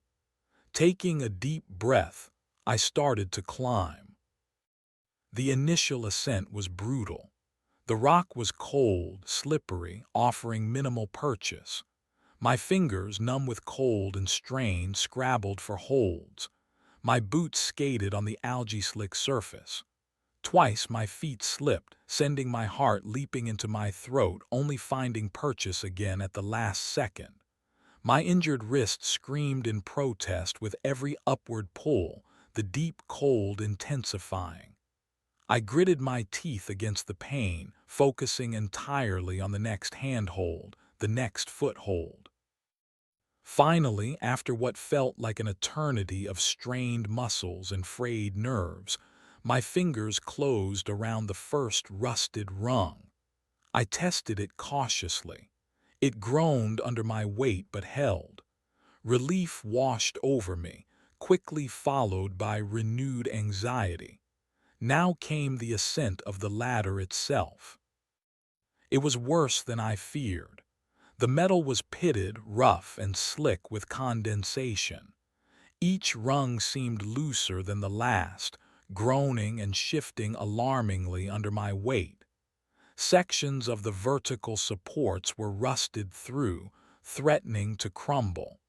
The bolts holding it to the cliff face looked ancient, corroded, possibly tearing free at any moment. I climbed slowly, methodically, testing each rung before trusting my full weight to it. Maintain 3 points of contact at all times. Don't look down. Focus on the next rung. The fog swirled around me, sometimes thick enough to obscure the rung above, sometimes thinning to reveal the dizzying drop to the shingle below, where the fog waves continued their relentless, sighing rhythm. My arms burned, my shoulders ached. The pain in my wrist became a blinding agony. Doubt gnawed at me. Was this ladder even real, or another elaborate illusion designed to lure me upwards only to fail catastrophically? It felt too much like a trope, a convenient escape route appearing just when needed. But the rust felt real, biting into my palms. The groan of the metal sounded terrifyingly authentic. As I climbed higher, the briny scent of the fog waves lessened, replaced by the familiar damp earth smell of the island's interior. I dared to hope I was nearing the top. The fog remained thick, however, visibility limited to only a few feet above and below. Then disaster. My hand reached for the next rung and my fingers met only empty air and crumbling rust flakes. The rung was gone, completely rusted away. I froze, clinging precariously to the ladder section below. Above the gap, maybe 4 feet higher, the next rung looked intact. But the section of vertical support on one side was also rusted through, leaving a treacherous gap. Bridging it would require a desperate lunge, trusting my weight entirely to one side of the weakened ladder structure and the integrity of the rung above. Panic seized me. I was trapped, 50 feet up a crumbling metal structure with no way up and a terrifying drop below. I pressed my face against the cold, rusted metal, trying to control my breathing, fighting the vertigo. Think, Mara, think. Check the surroundings. To my left, the cliff face was sheer, offering nothing. To my right, was that a ledge, partially obscured by fog, maybe 6 feet away horizontally and slightly higher than my current position. It looked narrow, possibly overgrown, but potentially reachable. It would mean abandoning the ladder, launching myself sideways across the void. Hopping the ledge was solid, hopping it led somewhere. It was a terrifying gamble, but staying here meant eventual exhaustion, a slip, and the inevitable fall. I looked up again at the gap in the ladder. The lunge seemed equally risky, relying on the corroded metal holding. The ledge, though uncertain, felt marginally less suicidal. Gathering every scrap of remaining strength and courage, I braced myself against the ladder, took a deep breath, and jumped. For a heart-stopping second, I was airborne, sailing across the gray void. Then my feet hit something solid, crashing through brittle, thorny vegetation. I stumbled forward, windmilling my arms, landing hard on my hands and knees on a narrow strip of earth. I'd made it. The ledge was real. It was barely 3 feet wide, carpeted in the same gray moss and stunted ferns as the island's interior, dotted with thorny, skeletal bushes. It sloped gently upwards, disappearing into the fog around a bulge in the cliff face. Where it led, I had no idea, but it was solid ground, away from the crumbling ladder and the sighing shore. I lay there for a minute, gasping, trembling, letting the adrenaline subside. My injured wrist throbbed viciously, scraped raw from the landing. My entire body ached, but I was alive. I was off the shore. Slowly, painfully, I got to my feet. The ledge seemed stable enough. Keeping close to the cliff wall, I began to follow it upwards, moving cautiously into the enveloping fog. The sounds of the shore, the sighing waves, the faint memory of clicking chitin faded below, replaced once more by the profound, watchful silence of the island's interior. Had I truly escaped, or just traded one level of the labyrinth for another? The fog curled around me like grasping fingers, seeming to whisper doubts in my ear. The Haven Weaver's traps were subtle, playing on hope as much as fear. A treacherous ladder, a narrow ledge leading into the unknown. It felt less like escape and more like being herded. But forward was the only option. I adjusted the makeshift bandage on my throbbing wrist, gripped my hammer, and pushed deeper into the gray, leaving the sighing shore and its horrors behind, stepping onto a new, uncertain path in this island of illusion and decay. The silence felt heavier here, pregnant with unseen possibilities, and the feeling of being watched returned, stronger than ever. Chapter 7. The Bloom of Decay. The ledge proved more treacherous than it first appeared. It wound upwards along the cliff face, sometimes widening enough for comfortable passage, sometimes narrowing to a perilous foot-wide strip where I had to press myself flat against the cold, damp rock, fighting vertigo as the fog swirled below. The thorny, skeletal bushes snagged at my clothing, their thorns sharp enough to tear fabric and scratch skin. Progress was slow, exhausting. Yet with every upward step, the oppressive atmosphere of the shore lessened. The constant, rhythmic sighing of the fog waves faded, replaced by that deep, absorbing silence I'd first encountered inland. The air lost its briny tang, becoming thick with the scent of damp earth, decaying vegetation, and something else. A faint, cloyingly sweet aroma, like overripe fruit or rotting flowers. The fog remained thick, limiting visibility to 10 or 15 feet. It felt different here, less like a physical barrier and more like a shroud, muffling the world, hiding secrets in its folds. The feeling of being watched persisted, a constant prickle on the back of my neck. Was it the island itself, the Haven Weaver, or just the product of my frayed nerves and isolation? After what felt like an hour of careful climbing along the winding ledge, it finally leveled out and widened, merging seamlessly with the island's interior terrain. I stepped off the ledge onto solid ground, immensely relieved to be free from the precipitous drop. I found myself in another stand of the familiar gnarled, gray-barked trees, their drooping leaves heavy with moisture. The ground was soft, spongy, carpeted in thick moss. The sweet, rotting scent was stronger here, almost overpowering. It seemed to emanate from deeper within the woods. Curiosity and the need to understand my environment urged me forward. I checked my tablet, still no GPS, compass still useless. I added the ledge and my current estimated position to the map, another tentative line drawn across the fearful geography of the island. My wrist throbbed rhythmically, a dull counterpoint to my own heartbeat. The skin around the puncture wounds looked puffy, inflamed, tinged with an unhealthy grayish purple, definitely not healing properly. I moved cautiously deeper into the trees, following the source of the cloying scent.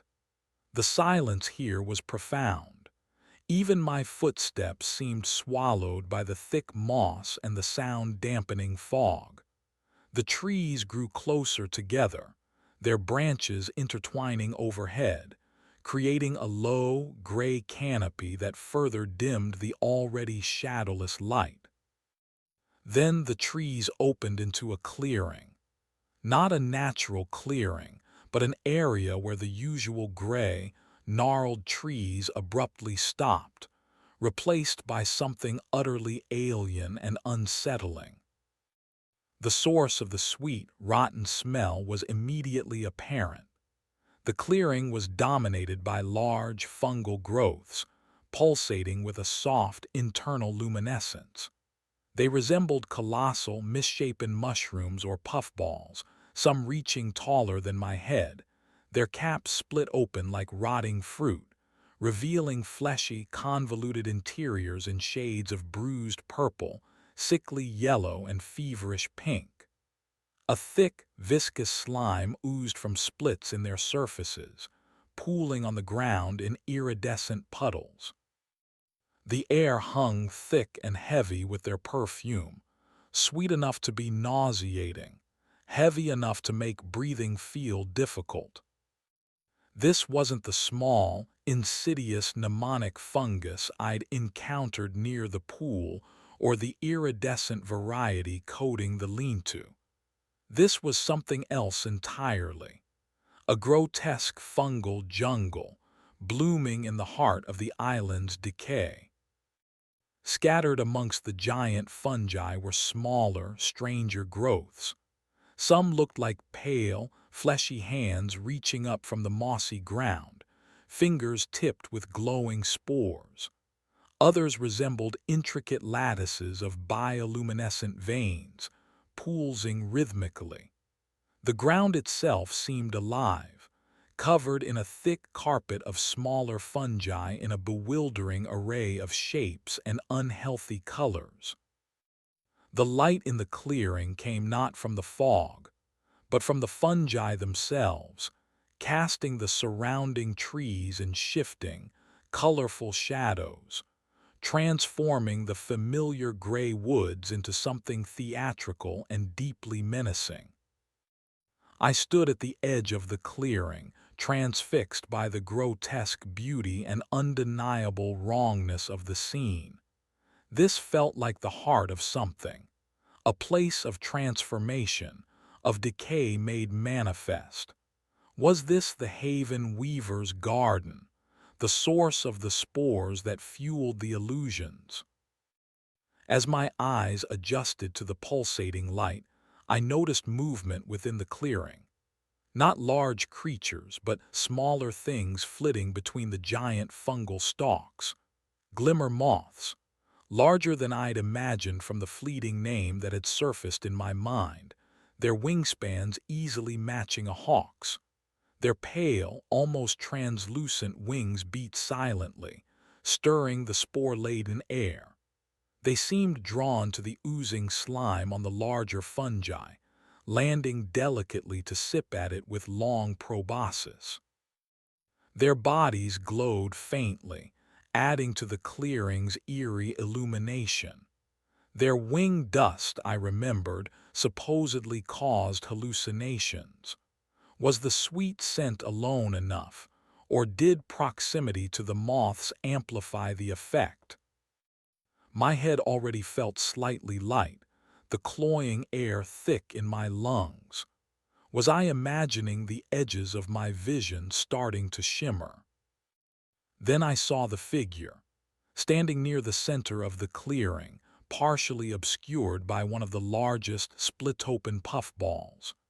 They were almost completely covered in fungal growth. Not the iridescent slime of the shore, but a dry, crusty, grayish-white accretion like advanced mnemonic fungus. that fused their clothing to their body and crept up their neck and onto their face. They stood utterly motionless, facing away from me, head bowed slightly, as if in contemplation or prayer.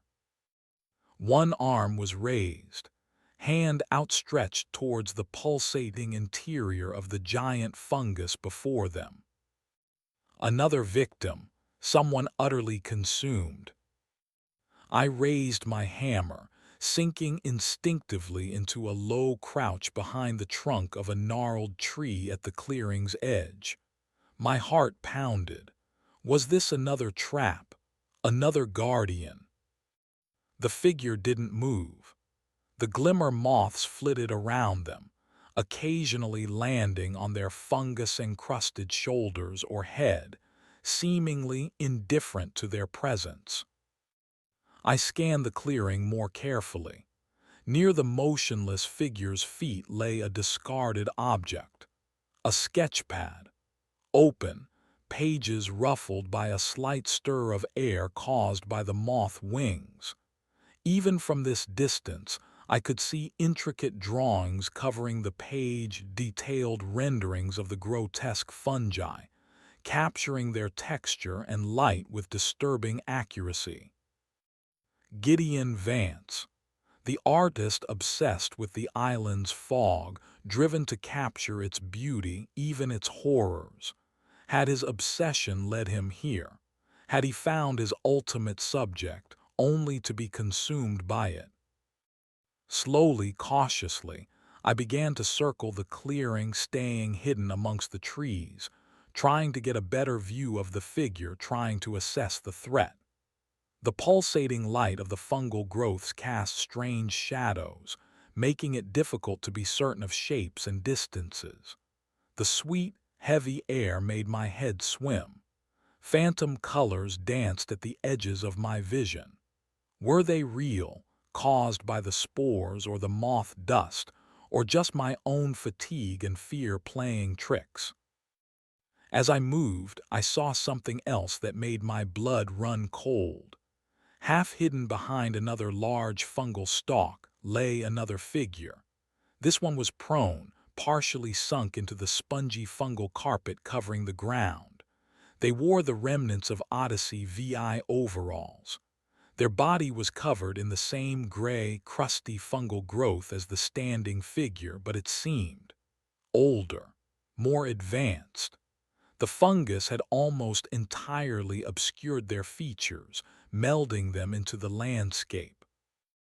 It looked less like a body resting on the fungus, and more like the fungus was actively growing out of them. Two victims. Gideon Vance, the artist, standing in rapt attention, perhaps in the early stages of consumption, and one of my crewmates, impossible to tell who, already lost, becoming part of this grotesque garden. The standing figure, Gideon, slowly lowered his outstretched hand. He turned his head not towards me but towards the fallen crewmate. His movements were stiff, unnatural, constrained by the fungal crust covering his body. His face, visible now in the pulsating light, was pale, gaunt, eyes wide and unfocused, fixated on the fallen form. Was he mourning, or merely observing the final stages of a process he himself was undergoing? A wave of intense dizziness washed over me. The sweet scent felt cloying, suffocating. The pulsating light seemed to throb in time with the ache in my wrist. I saw fleeting images again, not memories this time, but flashes of impossible geometry, colors that shouldn't exist, the feeling of roots burrowing into my own flesh. Hallucinations. Stronger now. The glimmer moth dust. The ambient spores. How long could I stay here before my own mind betrayed me? I needed to get away from this place. Documenting it was one thing, but lingering courted disaster. Yet the sight of my fallen crewmate, even unidentifiable, even lost, held me rooted for a moment. Protocol dictated recovery if possible, identification at least. But the risk? Gideon Vance shifted again. He took a slow, shuffling step towards the fallen figure. His fungus-encrusted hand reached down, not in sympathy, but with detached curiosity, fingers tracing the outline where the body merged with the fungal carpet. As his fingers touched the most concentrated growth, the entire clearing seemed to react. The internal luminescence of the giant fungi pulsed brighter, faster. The air grew heavier, the sweet scent becoming almost acidic. The glimmer moths took flight in a sudden, agitated swarm, their wings beating silently but stirring up clouds of iridescent dust that glittered in the intensified light. And the ground beneath the fallen crewmate rippled. The fungal carpet churned, and pale, fleshy tendrils like the reaching hands I'd seen earlier erupted from the moss, grasping blindly.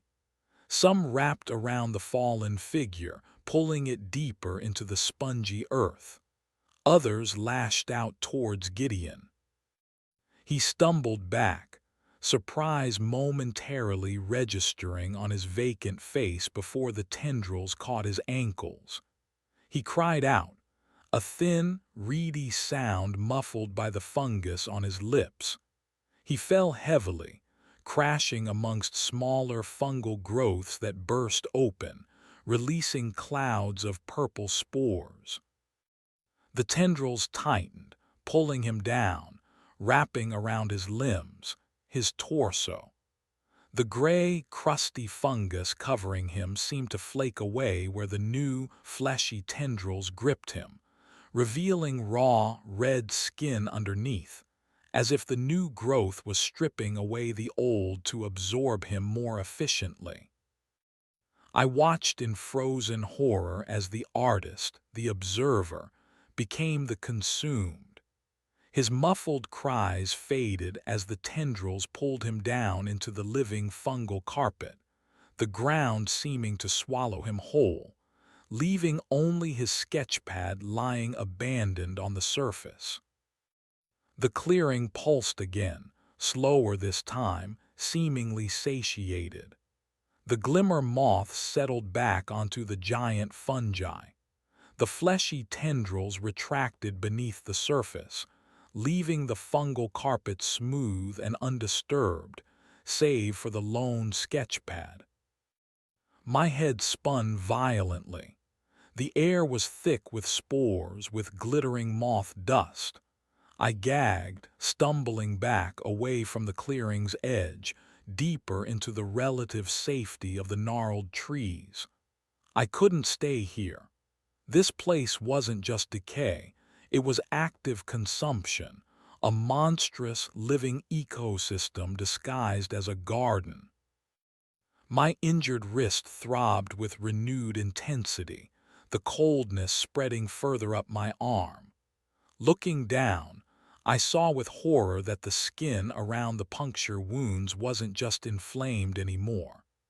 Tiny, grayish filaments like mold hyphae were beginning to sprout from the broken skin, barely visible but undeniably there. The creature on the shore hadn't just wounded me. It had infected me, planted its seed or the island's seed within me. Was this how it started? A small wound, then the slow, inexorable spread of the mnemonic fungus, consuming memories, then flesh, until you became another silent statue in the weaver's gallery, or fertilizer for its grotesque garden. Panic, cold and absolute, unlike anything I'd felt before, seized me. I turned and ran, blundering through the trees, away from the fungal clearing, away from the sweet scent of decay, driven by the terrifying certainty that the island wasn't just around me anymore. It was inside me. Chapter 8. Excising the Rot. Blind panic propelled me through the woods. Branches tore at my clothes, roots snagged my feet, but I barely registered the impacts. The image of Gideon Vance being swallowed by the fungal earth, the sight of those nascent gray filaments sprouting from my own wrist, these burned behind my eyes, fueling a desperate primal flight. I ran until my lungs felt raw, until the cloying sweetness of the fungal clearing faded behind me, replaced once more by the neutral scent of damp earth and moss. I finally collapsed at the base of one of the ubiquitous gnarled trees, gasping for breath, body trembling uncontrollably. The silence of the forest pressed in, no longer feeling watchful but suffocating. My gaze fixed on my injured wrist. The bandage was askew, revealing the puncture wounds. The gray filaments were still there, perhaps even slightly longer now, waving almost imperceptibly in the still air. They looked like tiny, parasitic worms burrowing out of my flesh. Nausea churned in my stomach. Infection, parasite, symbiote. Whatever it was alien, invasive, and spreading. The creature on the shore hadn't just tried to kill me, it had marked me, seeded me with the island's corruption. Was this the Haven Weaver's ultimate goal? Not just to lure and consume, but to transform, to turn survivors into what? More guardians, living incubators, part of the island itself. The coldness in my wrist intensified, a deep, penetrating chill that seemed to leach the warmth from my very bones. It was accompanied by a faint, almost subliminal throbbing, a sickly pulse that felt entirely separate from my own heartbeat. I couldn't let it spread. Whatever the cost, I had to get it out, now. My mind raced, cycling through desperate options. Cut it out. With what? My multi-tool knife was small, hardly surgical grade. Cauterize it. I had no reliable way to make fire beyond the single-use flares in my pack, far too intense and uncontrollable. Amputation. The thought sent a fresh wave of nausea through me, but the alternative, letting this parasitic growth consume me from within, becoming another mindless husk like Gideon or the figure in the lean-to, was infinitely worse. But amputation was a last resort, fraught with the peril of bleeding out, infection, shock. First, I had to try something less drastic: removal, excision. I fumbled in my med kit with shaking hands. Antiseptic wipes, gauze, medical tape. Nothing designed for this kind of invasive biocontamination. My multi-tool. I unfolded the small knife blade. It looked pathetically inadequate. Then I unfolded the pliers. Small, needle-nosed. Maybe I could pull the filaments out. Gritting my teeth against the rising tide of revulsion and pain, I brought my throbbing wrist closer, examining the sprouting filaments under the dim, gray light filtering through the fog and canopy. They seemed rooted deep within the puncture wounds, their visible portions perhaps only the tip of the iceberg. Taking a deep, shuddering breath, I touched the tip of the knife blade to the base of one of the filaments. The cold in my wrist intensified sharply, radiating up my arm. A wave of dizziness washed over me, accompanied by a fleeting, intrusive image, the multifaceted eyes of the Lena creature, staring directly into mine. Resistance is futile. Become one, embrace the gray. The thought wasn't my own. It echoed in my mind, cold and alien, like a whisper carried on the fog. The island was fighting back, protecting its insidious payload. Anger surged, hot and fierce, momentarily burning through the fear and the cold. "No," I snarled aloud, the sound startlingly loud in the silence. "Get out of my head! Get out of me!" With renewed resolve, I ignored the dizziness and the alien whisper. "Forget the knife for now. Pliers first." I carefully gripped the base of the largest filament with the needle-nosed pliers. It felt disturbingly resilient, rubbery yet strong. I pulled, gently at first, then harder. Agony, white-hot and blinding, shot up my arm, eclipsing the cold throb. It felt like pulling barbed wire out of raw nerves. The filament stretched, resisted, then tore free with a faint, sickening snap. I cried out, clamping my other hand over my mouth to stifle the sound. The filament left behind in the pliers writhed feebly for a second before going still. It looked like a tiny, gray rootlet, disturbingly organic.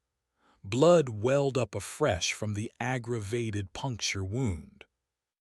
But the coldness, had it lessened slightly? Or was that just wishful thinking, adrenaline masking the sensation? 3 more filaments remained in that wound cluster, plus the smaller ones in the other punctures. Steeling myself, ignoring the protesting screams of my nerves and the lingering alien whispers at the edge of my consciousness, I repeated the process. Each pull was agony. Each filament resisted before tearing free, leaving behind a surge of fresh blood and a wave of dizziness. The intrusive images flickered, the still water children starring up, the iridescent fungus poolsing, Gideon sinking into the earth, temptations and warnings intertwined. Finally, it was done. 4 larger filaments and several smaller ones lay inert on a gauze pad beside me. My wrist was a bloody mess, throbbing fiercely now with raw, physical pain instead of the alien cold. I quickly cleaned the wounds again with antiseptic wipes, the sting almost welcome compared to the previous sensations. I packed the wounds with gauze, applying pressure, then wrapped the whole wrist tightly with medical tape, creating a makeshift pressure bandage. Leaning back against the tree, panting, sweat beading on my forehead despite the island's chill, I assessed the results. The deep, invasive cold was definitely lessened, replaced by the familiar heat of inflammation and trauma. The sickly, alien pulse was gone. The intrusive thoughts and images seemed to have receded, leaving only the echo of my own fear. Had I succeeded? Had I removed the infection before it could establish a deeper hold? Or had I merely pruned the surface growth, leaving the roots intact to regenerate, perhaps stronger than before? There was no way to know. Only time and vigilance would tell. The immediate crisis averted, exhaustion hit me like a physical blow. I desperately needed rest, a safe place to recover, to monitor my condition. But safety was a fiction on this island. Every potential haven was suspect. Every shadow could hide a threat. I checked my supplies again, ration bars dwindling. Water purification tablets plentiful, but finding a reliable, untainted source remained a critical issue after the still water pool. My canteen was half full of that questionable water. Flares, multi-tool med kit depleted but functional. My tablet map, a growing catalog of horrors, offered no solace, no clear path. Where to go? Retracing my steps felt wrong. The fungal garden was too close, and the shore held the memory of the creature that infected me. Forward seemed the only option, pushing deeper into the island's unknown interior. Maybe, just maybe, there was a central point, a source, a way to understand or even disable the phenomena that plagued this place. Or perhaps a coastline on the other side of the island, untouched by the fog waves and their horrors. I forced myself to stand, legs shaky.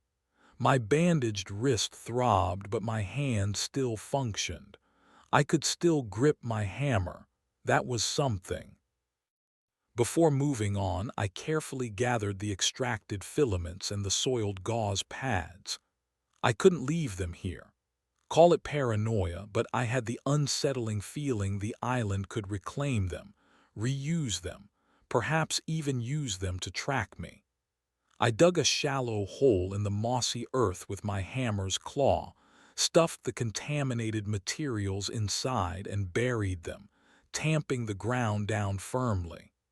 A small, defiant gesture against the encroaching rot.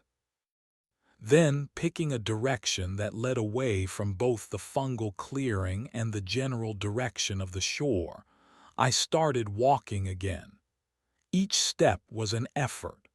My body screamed for rest, but the fear of the spreading infection, the memory of the Lena creature and the fungal garden pushed me onward.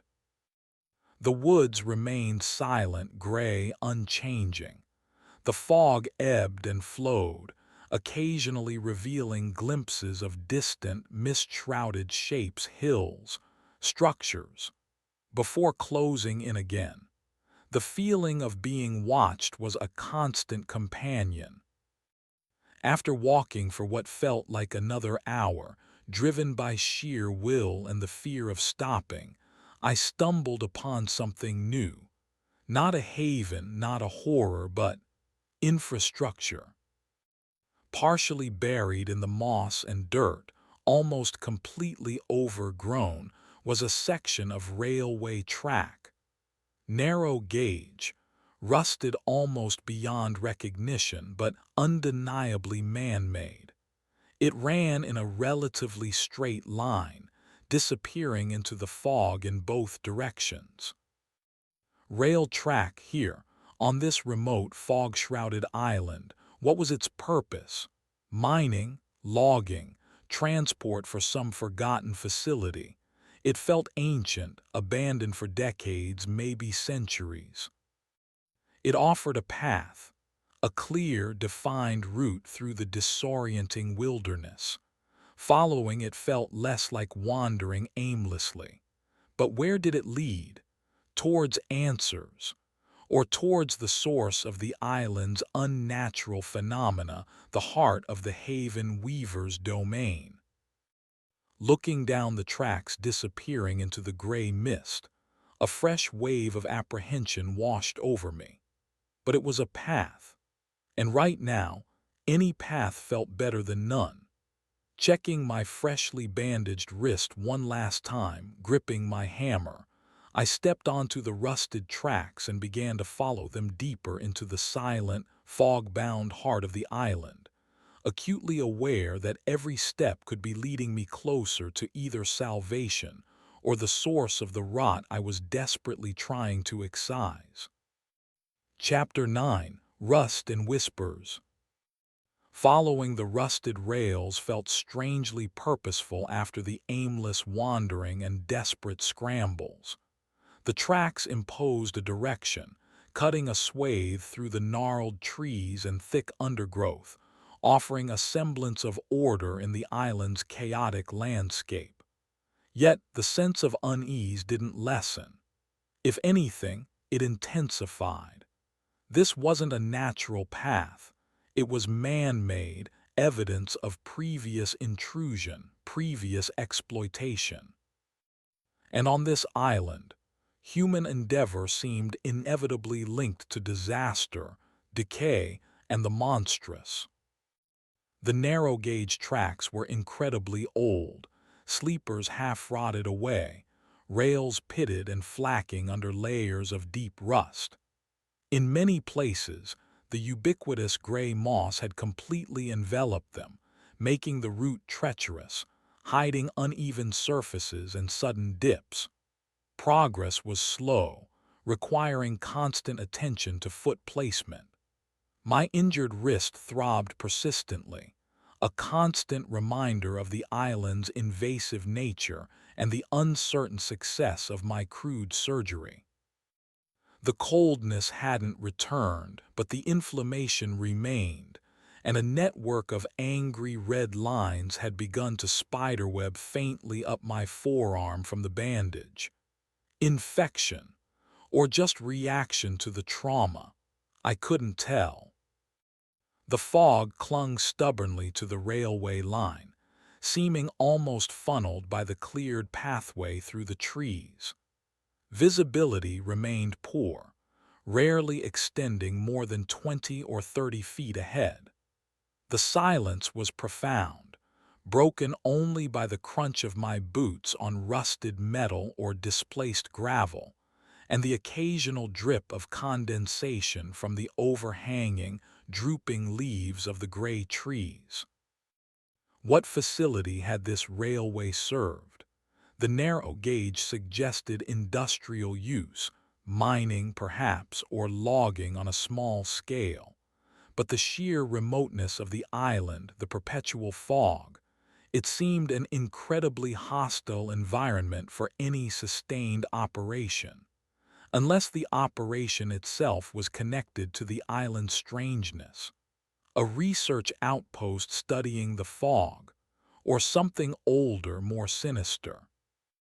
As I walked, I scanned the sides of the track bed, looking for clues.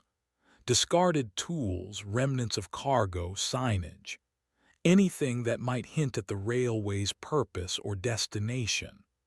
Mostly, I found only decay, rusted metal shards, rotting wood fragments, unidentifiable detritus being slowly consumed by the moss and fungus. Then I found the handcart. It lay overturned beside the tracks, half buried in mud and creepers. Four small, flanged wheels pointed uselessly towards the gray sky. Its wooden platform was rotten through, collapsing inwards, but the rusted iron frame was largely intact.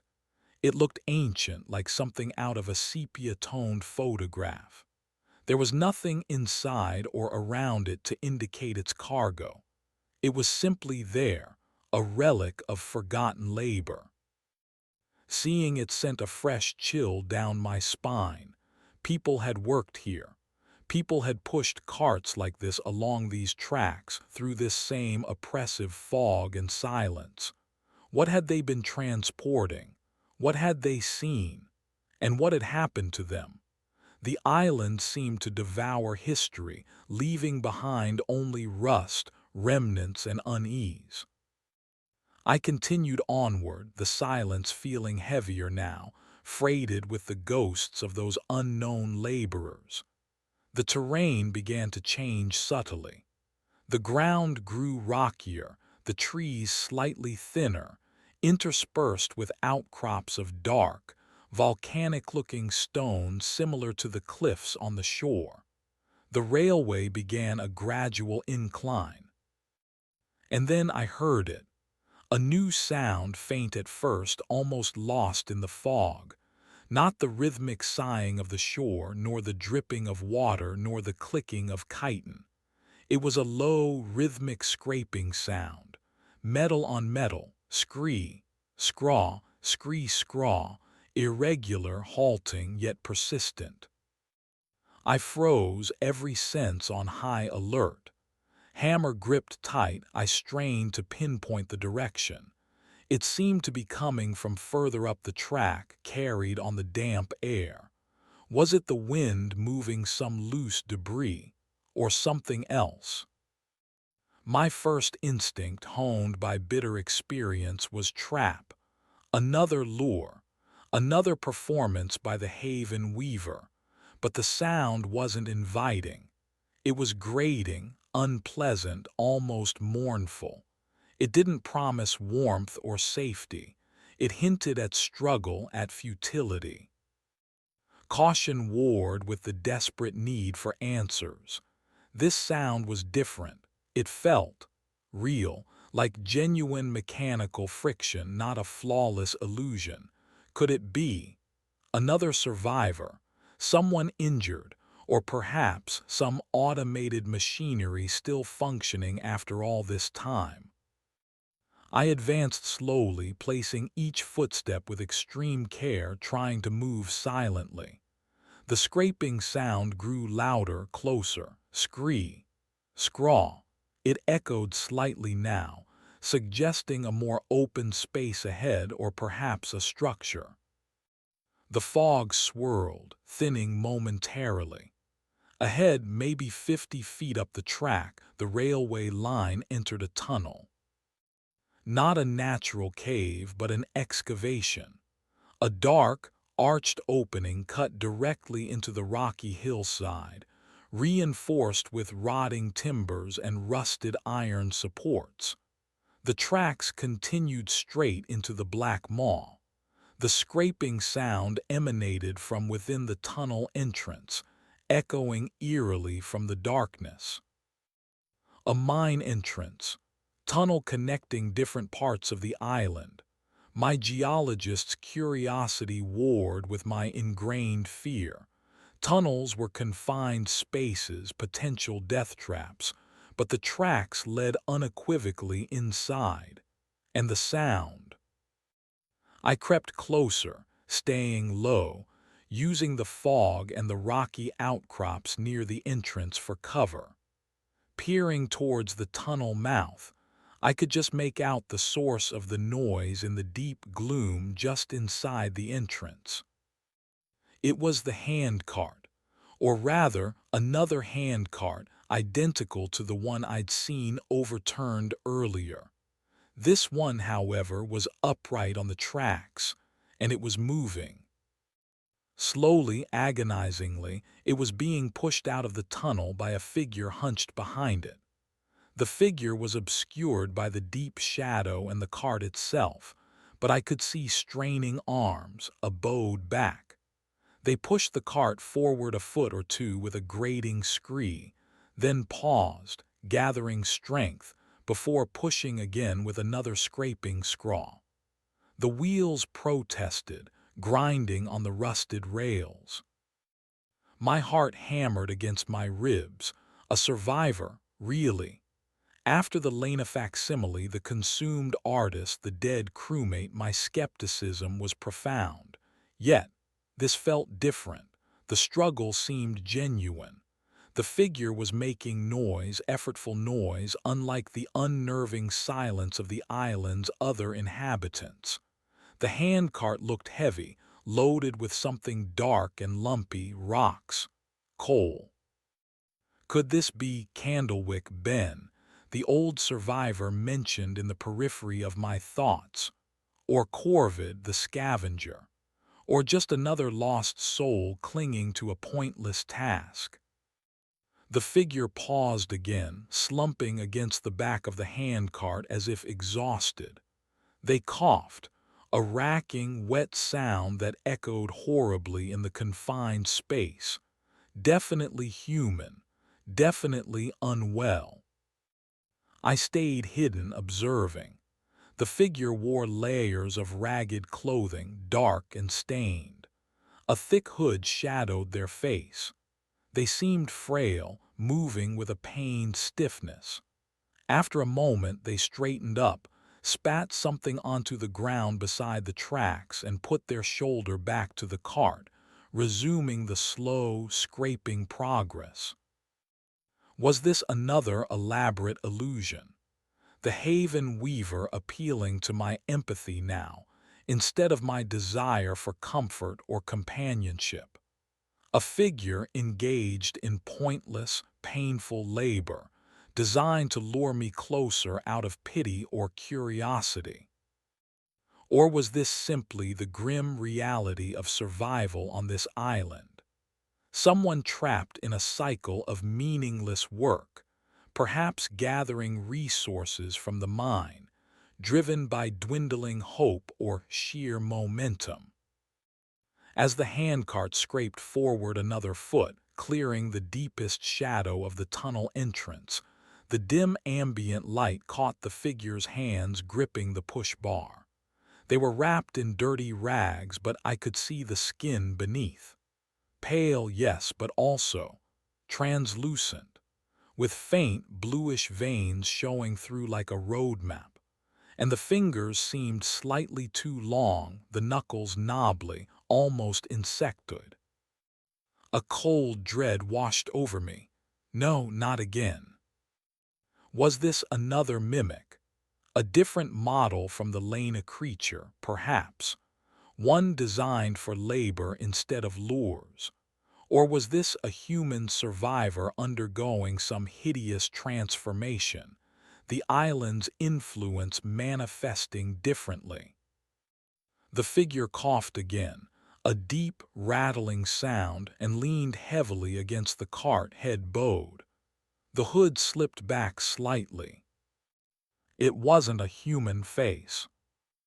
It was elongated, grayish, with large, dull black eyes sunk deep into shadowed sockets. The nose was flattened, the mouth a wide, lipless slit that seemed frozen in a grimace of exertion or pain. Thin, wispy strands of gray hair clung to the scalp.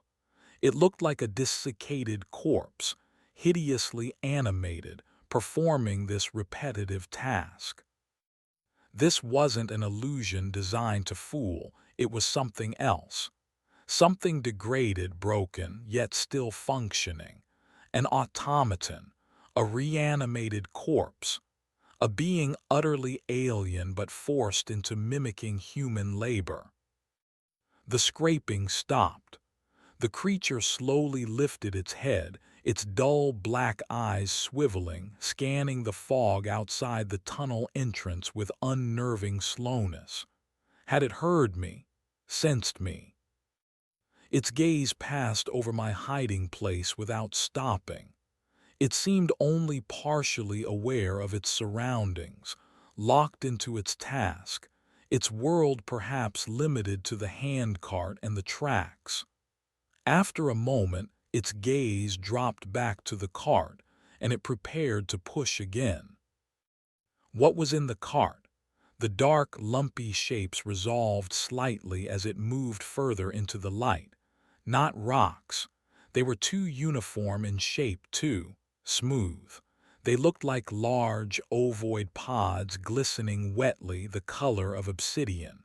Echo seeds, or something else entirely, something harvested from deep within the tunnel.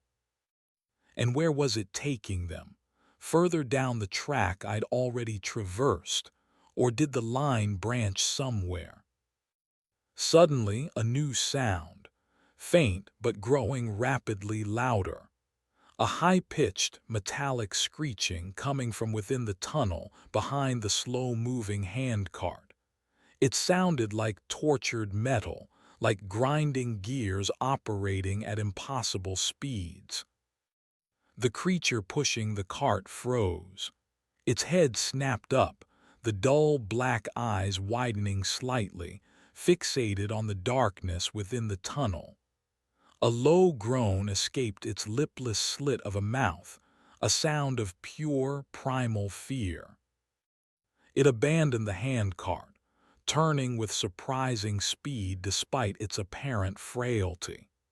It didn't run out of the tunnel, but scrambled sideways, clawing its way up a steep bank of loose rock and scree just inside the entrance, disappearing into a dark fissure in the tunnel wall like a frightened insect seeking refuge.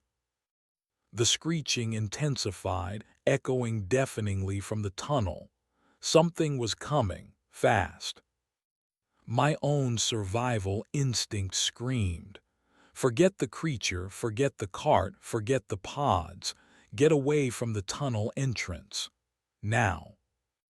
I scrambled back from my hiding place, stumbling over the uneven ground, putting distance between myself and the black maw.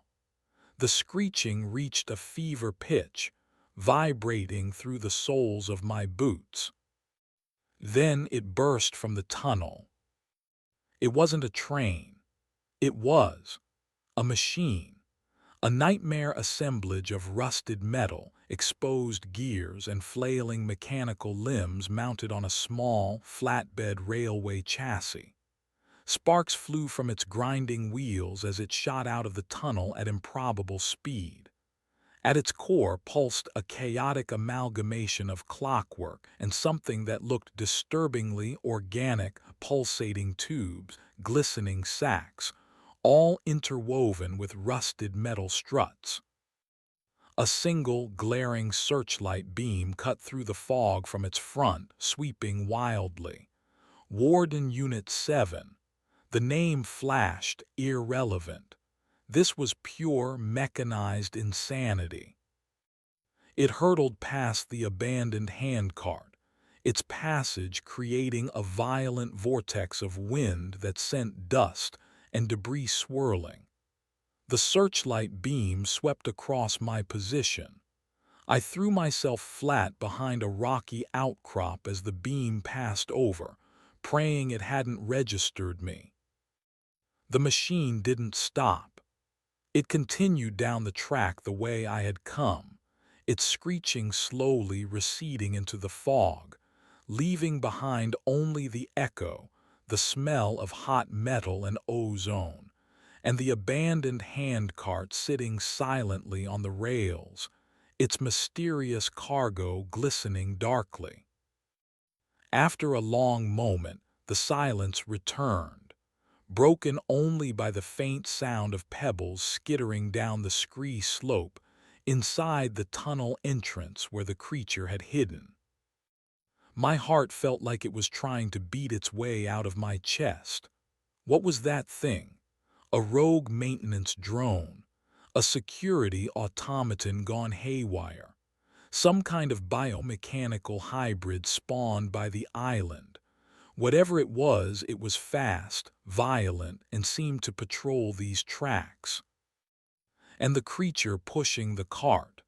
It was terrified of the machine.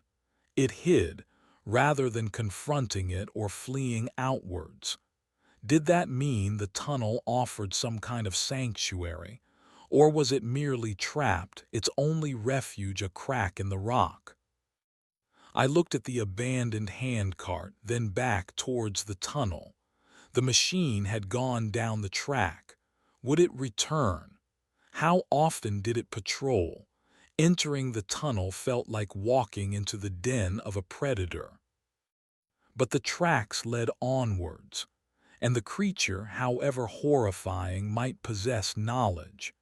It was engaged in some kind of activity, harvesting those pods, understanding its purpose, understanding the purpose of the railway, the tunnel, the machine. It felt crucial. My gaze fell on my throbbing wrist. The red lines seemed slightly darker. The need for answers, for some way to understand and combat the island's corruption, outweighed the immediate fear. Taking another deep breath, steeling my nerves, I approached the tunnel entrance again. The handcart sat waiting, its obsidian cargo silent and enigmatic. The fissure where the creature had hidden was a dark slash in the rock face just inside the entrance. There was no sign of it.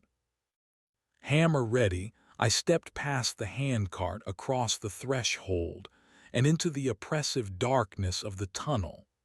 The air immediately grew colder, damper, thick with the smell of wet rock, rust, and something else. A faint metallic tang like blood or ozone, lingering from the machine's passage. The silence within was absolute, swallowing the faint sounds from outside. My journey along the rust and whispers of the railway had led me here, into the literal heart of the island's decaying infrastructure. What secrets and what further horrors lay buried in the darkness ahead? Chapter 10. beneath the skin of the island. The transition from the fog-muted gray of the outside world to the absolute blackness of the tunnel was instantaneous and disorienting. It felt like being swallowed whole. The air hung heavy and cold, thick with the smell of damp rock, stale water, and that lingering metallic tang of ozone left by the screeching machine.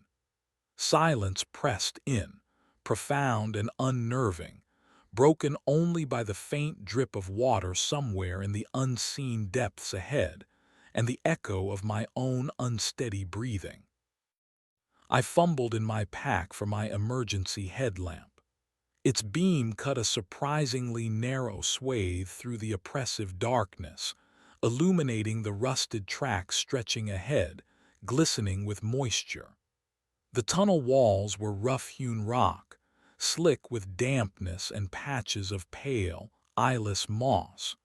Rotting timbers placed at irregular intervals offered dubious support, some cracked and bowing under the immense weight of the earth above. Pools of stagnant water collected between the tracks, reflecting the headlamp beam like dark, unblinking eyes. The handcart creature was nowhere to be seen. The fissure it had scrambled into was just a dark crack in the rock face near the entrance, offering no clue as to its depth or destination. Had it retreated deeper into the mountain's crevices, or was it lurking just inside, waiting? The thought sent a fresh shiver down my spine. Moving forward felt like stepping into the belly of some ancient beast. Every sound, the crunch of my boots on the gravel track bed, the splash as I unavoidable stepped in a puddle, the rustle of my gear, echoed unnervingly, amplified by the confined space. My headlamp beam felt inadequate, revealing only a small circle of reality while leaving vast oceans of darkness pressing in from all sides. Imagination populated that darkness with horrors: the returning screeching machine, the handcart creature lurking in ambush, or worse, things native to this subterranean realm that had never seen the fog-filtered light outside. My injured wrist throbbed in time with my pulse, a dull ache beneath the tight bandage. The red lines tracing paths up my forearm seemed starker in the artificial light. Was the infection accelerating in this damp, subterranean environment? Or was it just the focused beam making them more apparent? I couldn't shake the feeling that I carried a ticking clock within my own veins. The tracks continued relatively straight, sloping gently downwards. Occasionally, side passages branched off into utter blackness, exploratory mining tunnels, perhaps, or natural fissures. I ignored them, sticking to the main line, reasoning it was the most likely route to whatever destination this railway served. Each branching darkness felt like a potential ambush point, and I swept my headlamp beam nervously across them as I passed, hammer held ready. After walking for perhaps 15 minutes, the tunnel began to curve gradually to the right. The air grew colder, the dripping sound more frequent. I saw signs of past activity: discarded, rusted pickaxe heads half buried in the muck, fragments of shattered lanterns, even the skeletal remains of what might have been a mule or pit pony, picked clean and coated in pale moss. History here wasn't just decayed. It felt actively consumed, integrated into the tunnel's damp fabric. Then the beam illuminated something new on the tunnel wall. Not moss or rock, but metal. A large, rectangular panel, heavily rusted, bolted directly to the rock face. It looked like an access hatch or a control panel cover. There were faded letters stenciled on it, barely legible under the layers of corrosion and grime. I ran my glove over them. OLO, Cal, RVEY, TATI, and 7. Geological Survey Station 7. My heart gave a lurch. This wasn't just a mine. It was or had been a scientific outpost, related to the Odyssey's mission. Unlikely given the apparent age of the railway and tunnel, this felt much older, but Geological Survey. What were they surveying? The island's unique rock formations, the source of the fog, or something deeper, more fundamental. There was a recessed handle on the panel. I tried it, rusted solid. Using the claw of my hammer, I wedged it under the handle and heaved. Metal groaned in protest, rust flacking away. With a final screech, the handle gave way and the panel swung outwards on creaking hinges, revealing a dark cavity beyond. Inside wasn't controls but wiring. Thick bundles of ancient, fabric-coated cables snaked into the rock, connected to a series of rusted junction boxes. Most were severed or decayed, but astonishingly, a single, faint green indicator light glowed weakly on one of the boxes. Power. Faint, residual, but present. This deep beneath the island, some system was still drawing energy. From where? Geothermal or something else. Curiosity overriding caution, I shone my light deeper into the cavity. Behind the junction boxes, tucked away in the back, was a small metal container like an old ammunition box. It was wedged tightly between cable bundles. I managed to pry it loose. It was heavy, sealed with simple latches. With trembling fingers, I opened it. Inside, protected from the damp by a decaying oilcloth wrap, was a book. A logbook. Its cover was thick leather, stained and warped. The title embossed in faded gold leaf. GSS 7, Preliminary Substrata Analysis and Anomaly Log Cycle 3. My breath caught. This could be it. Answers, explanations. I carefully lifted the logbook out. The pages were thick, brittle parchment, filled with dense, handwritten script in faded brown ink, interspersed with complex geological diagrams and unsettlingly abstract sketches. The handwriting was precise, almost obsessively neat.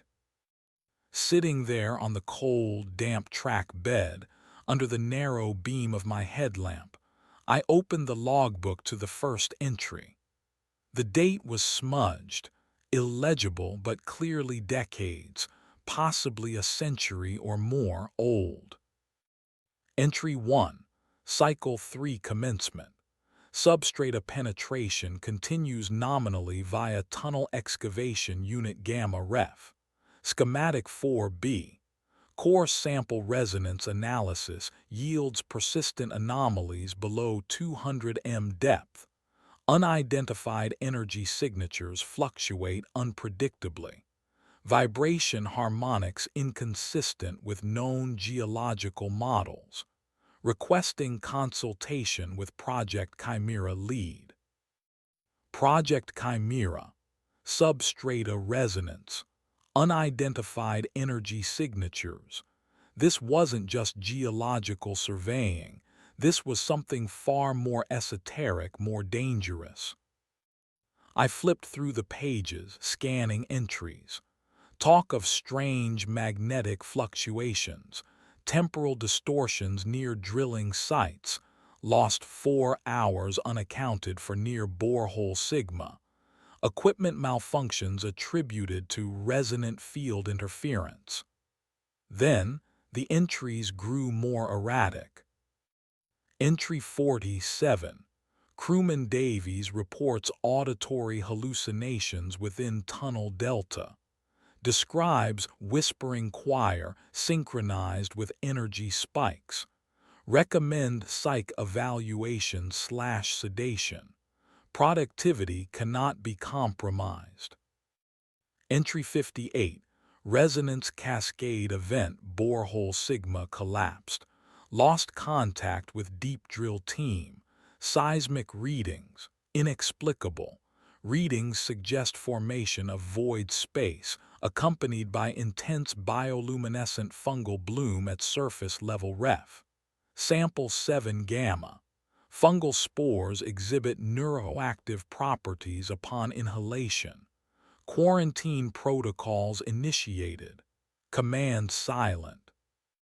Entry 63. The silence deepens. Surface fog density increasing exponentially since cascade. Warden units activated prematurely, programming conflict. Unit 7 exhibiting erratic patrol patterns, ignoring established exclusion zones. Did it influence the cascade or awaken? Entry 71, the whispers. Not hallucinations, they promise. Integration, unity in the gray, Davies embraced it, walked into tunnel delta singing. Didn't come back, others follow, the fungus offers solace. A way out of the silence. Entry 84, it sleeps beneath us. We woke it, the energy signatures. They are its dreams, the fog its breath, the fungus its flesh extending. Project Chimera, not analysis, integration. We are the new substrate, the haven weaver is building its nest. The final entries devolved into frantic scribbles, paranoid ramblings, sketches of multifaceted eyes, fungal growths, and complex geometric patterns that made my head ache just looking at them. The last legible sentence read, "Must sever the connection. Station 7 compromised. The rails, they carry the signal." My blood ran cold. This logbook wasn't just history, it was a warning, a terrifying confirmation of my worst fears. The island wasn't just haunted or cursed, it was host to something vast, ancient, and possibly sentient, the sleeper, the haven weaver. The fog, the fungus, the illusions, perhaps even the creatures like the Lena facsimile and the handcart pusher, all extensions of its influence, its flesh. Project Chimera wasn't studying it. They were feeding it, intentionally or unintentionally. And the railway carried its signal. My gaze fell on the rusted tracks beneath my feet. Was energy, influence, consciousness itself flowing along these metal lines? Was that why the Warden unit patrolled them? To maintain the network, or contain breaches? I looked back towards the tunnel entrance, then deeper into the darkness ahead. Where did these tracks ultimately lead? To the heart of Station 7, to the sleeper itself.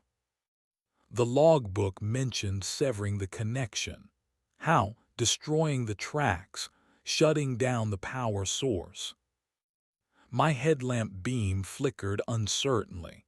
Battery running low, or resonant field interference even now.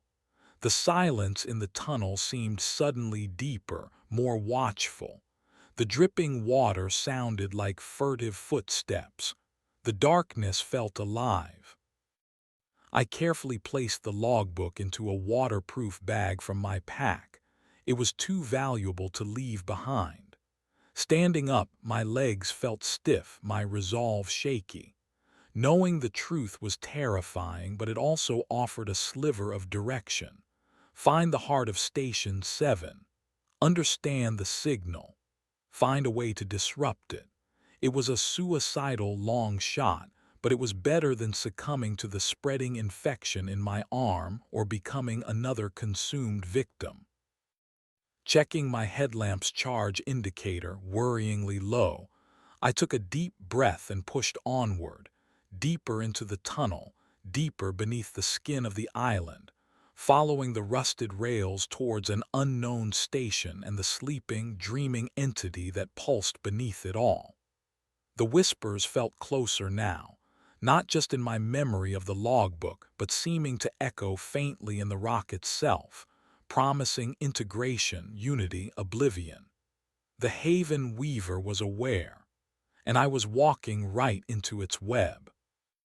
Chapter 11, Station 7's Silent Heart. The tunnel stretched onward, a suffocating conduit into the island's depths. My headlamp beam grew steadily weaker, its yellowed light barely pushing back the encroaching darkness. Each step felt heavier, not just from fatigue, but from the weight of the knowledge gleaned from the logbook. The Haven Weaver, the Sleeper, Project Chimera, the rails carrying the signal. It painted a picture so horrifying, so vast, that survival felt like a secondary concern. Understanding, disrupting, fighting back became the driving imperative, however futile it might seem. The air grew colder still, carrying a strange, resonant hum that vibrated through the rock, felt more than heard. It was a low, deep thrumming, like some colossal machine operating far below, or the slow heartbeat of the island itself. Was this the energy signature the logbook mentioned? The sleeper's dream made manifest? The indicator light on the junction box flickered in my memory, powered by this pervasive energy. My wrist throbbed, a venomous pulse beneath the bandage. The red lines were undeniably darker, thicker, creeping further past my elbow. The infection, the island's insidious integration, was accelerating. Time was running out, measured in the fading beam of my headlamp and the relentless march of corruption in my own veins. The tracks finally began to level out.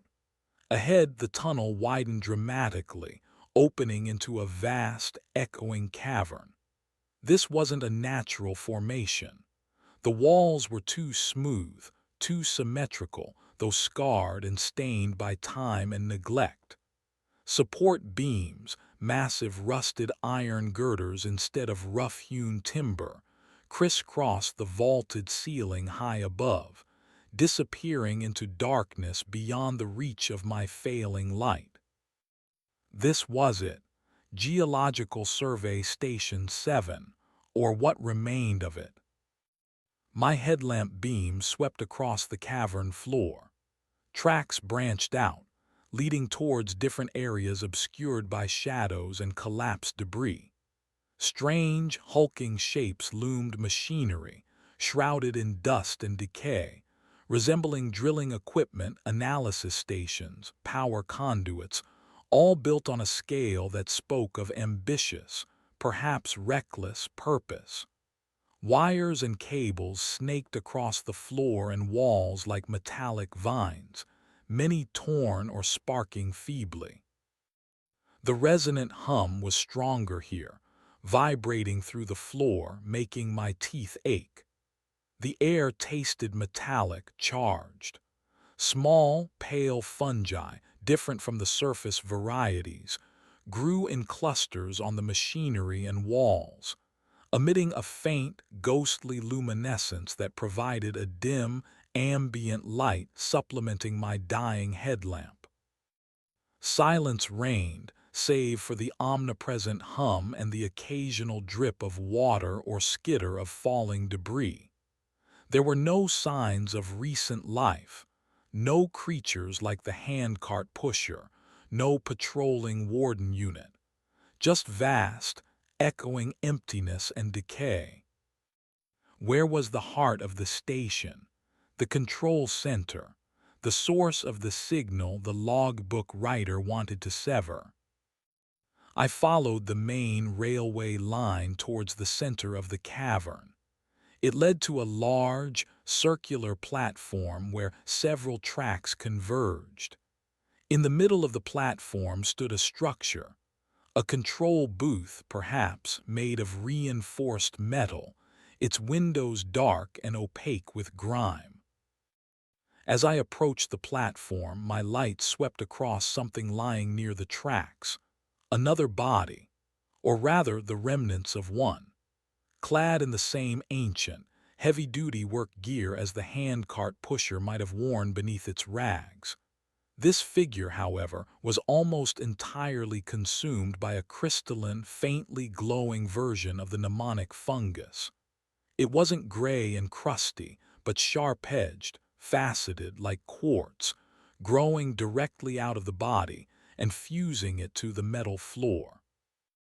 The victim was frozen mid-stride, one hand outstretched towards the control booth, head tilted back in a silent scream, face obscured by the crystalline bloom.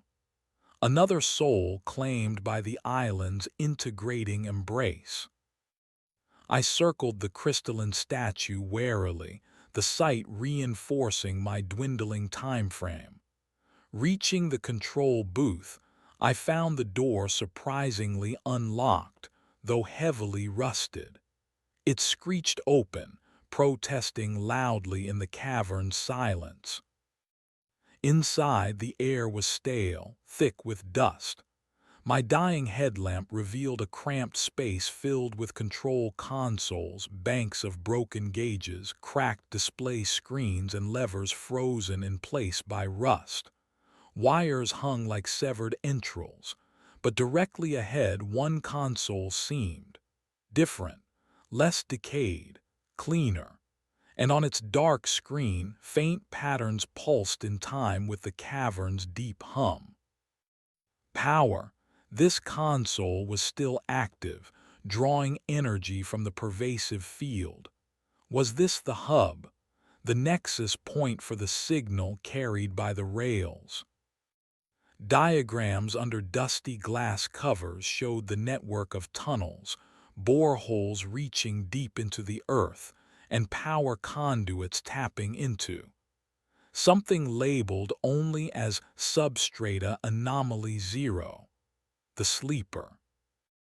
There were controls labeled Resonance Field Modulation, Signal Relay Calibration, Warden Unit Dispatch Recall, and most promisingly, a large, shielded lever under a cracked plastic cover labeled Emergency System Purge/Anomaly Containment.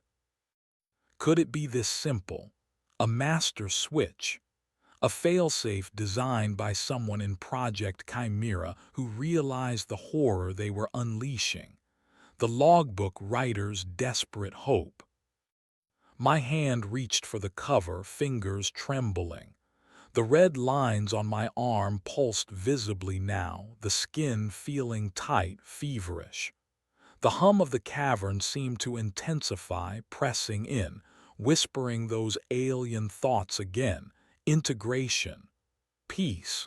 Join the unity. I slapped my hand against the console, trying to clear my head. Focus. The lever.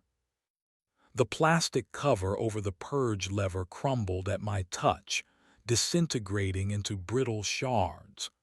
Beneath it, the lever itself was large, heavy-duty, painted faded red. It was currently in the system active/nominal position. Moving it to purge/containment required throwing it downwards. I gripped the cold metal, took a deep breath, and pulled. It didn't budge, rusted solid, or held fast by the island's own energy, resisting its potential shutdown. I braced myself, putting my whole weight into it, ignoring the searing pain in my wrist and arm. Metal groaned. Rust flaked away. Slowly, agonizingly, the lever began to move, downwards, inch by painful inch. The moment it moved past the halfway point, everything changed. The deep hum of the cavern spiked sharply into a deafening, bone-jarring roar. The lights, my failing headlamp, the pale fungi, the console screen flared brilliantly, blindingly, then extinguished, plunging the cavern into absolute suffocating darkness. The floor beneath my feet shuddered violently, throwing me off balance. Alarms blared, discordant and panicked, from unseen speakers before cutting out abruptly. The sound of grinding rock and shearing metal echoed from the depths of the station. Did it work? Did I sever the connection? Or did I just break something catastrophic? Then the silence returned, deeper, heavier than before. No hum, no dripping water, no distant machinery, just absolute, profound silence and blackness. And the cold, an intense, unnatural cold swept through the cavern, far colder than the damp chill before. It felt like the absence of all energy, all warmth. My breath plumed visibly, though I couldn't see it. My headlamp was dead. The fungal lights were out. The console was dark. I was blind, relying entirely on touch and hearing in a vast, unknown space that had just undergone some kind of violent energy shift. Panic, cold and sharp, threatened to overwhelm me. I fumbled for my pack, for the flares. My fingers closed around the flare gun. One flare. One chance for light, for orientation. But before I could load it, I heard a new sound echoing in the vast, cold silence. Click. A single, sharp, chitinous click from the direction of the cavern entrance.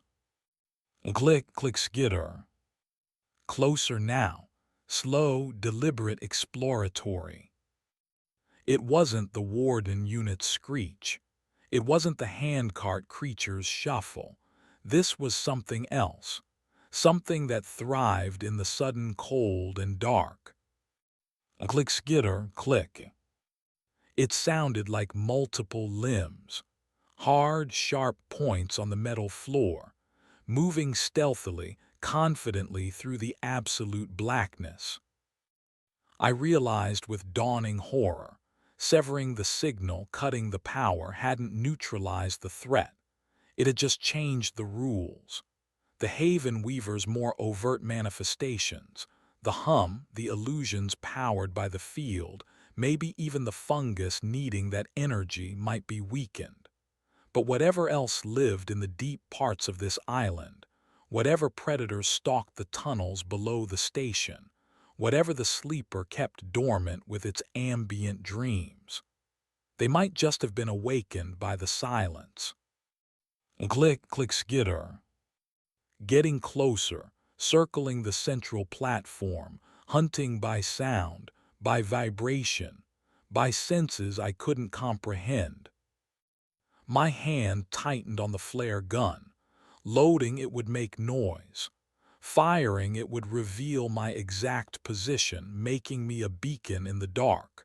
But staying blind, waiting for those clicking steps to find me, that wasn't an option.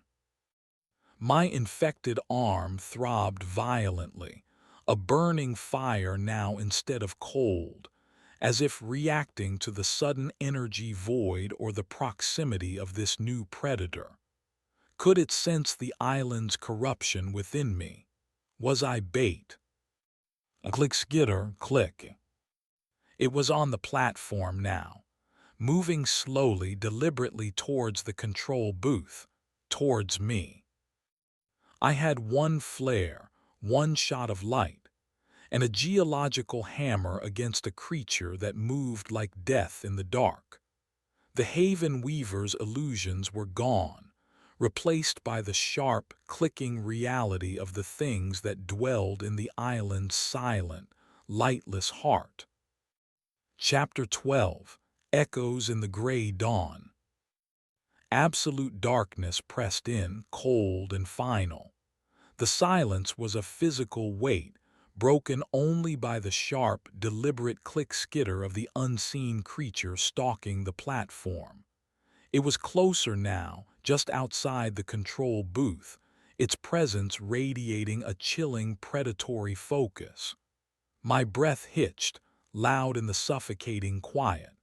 My heart hammered against my ribs, a frantic drum against the silence. My fingers fumbled with the flare gun and the single cartridge. The small click as I broke open the gun, the slightly louder snap as I seated the flare, each sound felt like a gunshot in the stillness, broadcasting my position, my vulnerability. Did the creature react? The clicking paused for a heartbeat, then resumed, slightly faster now, moving directly towards the booth's entrance. It knew where I was. There was no more time for stealth, no more hiding. Blindness was death. With a shaking hand, I raised the flare gun, pointing it towards the doorway, towards the source of the clicking. Squeezing the trigger felt like detonating a bomb in the fragile silence. Whoosh crack. The flare ignited with a blinding magnesium flash, momentarily searing my vision even as it banished the absolute darkness. Its harsh, chemical glare filled the control booth and spilled out onto the platform, casting stark, dancing shadows. And in the doorway, revealed in that sudden, brutal light, stood the source of the clicking. It was nightmarish, a thing seemingly woven from shadow and shard, roughly humanoid in shape but hideously distorted, taller than a man, skeletally thin, limbs bent at unnatural angles. Its body was composed of a material like obsidian or solidified shadow, reflecting the flare light with sharp, dangerous edges. Multiple limbs, jointed like an insect's but ending in razor-sharp talons, clicked and scraped on the metal floor as it recoiled slightly from the sudden light. Its head was small, eyeless, dominated by a complex array of quivering antennae and mandibles that clicked rapidly, sensing the air, the light, the heat. It had no visible eyes, navigating the darkness through senses I couldn't fathom. This wasn't one of the Haven Weaver's mimics or fungal constructs. This felt older, more primal, a native predator of the island's lightless depths, perhaps disturbed or unleashed by the energy purge.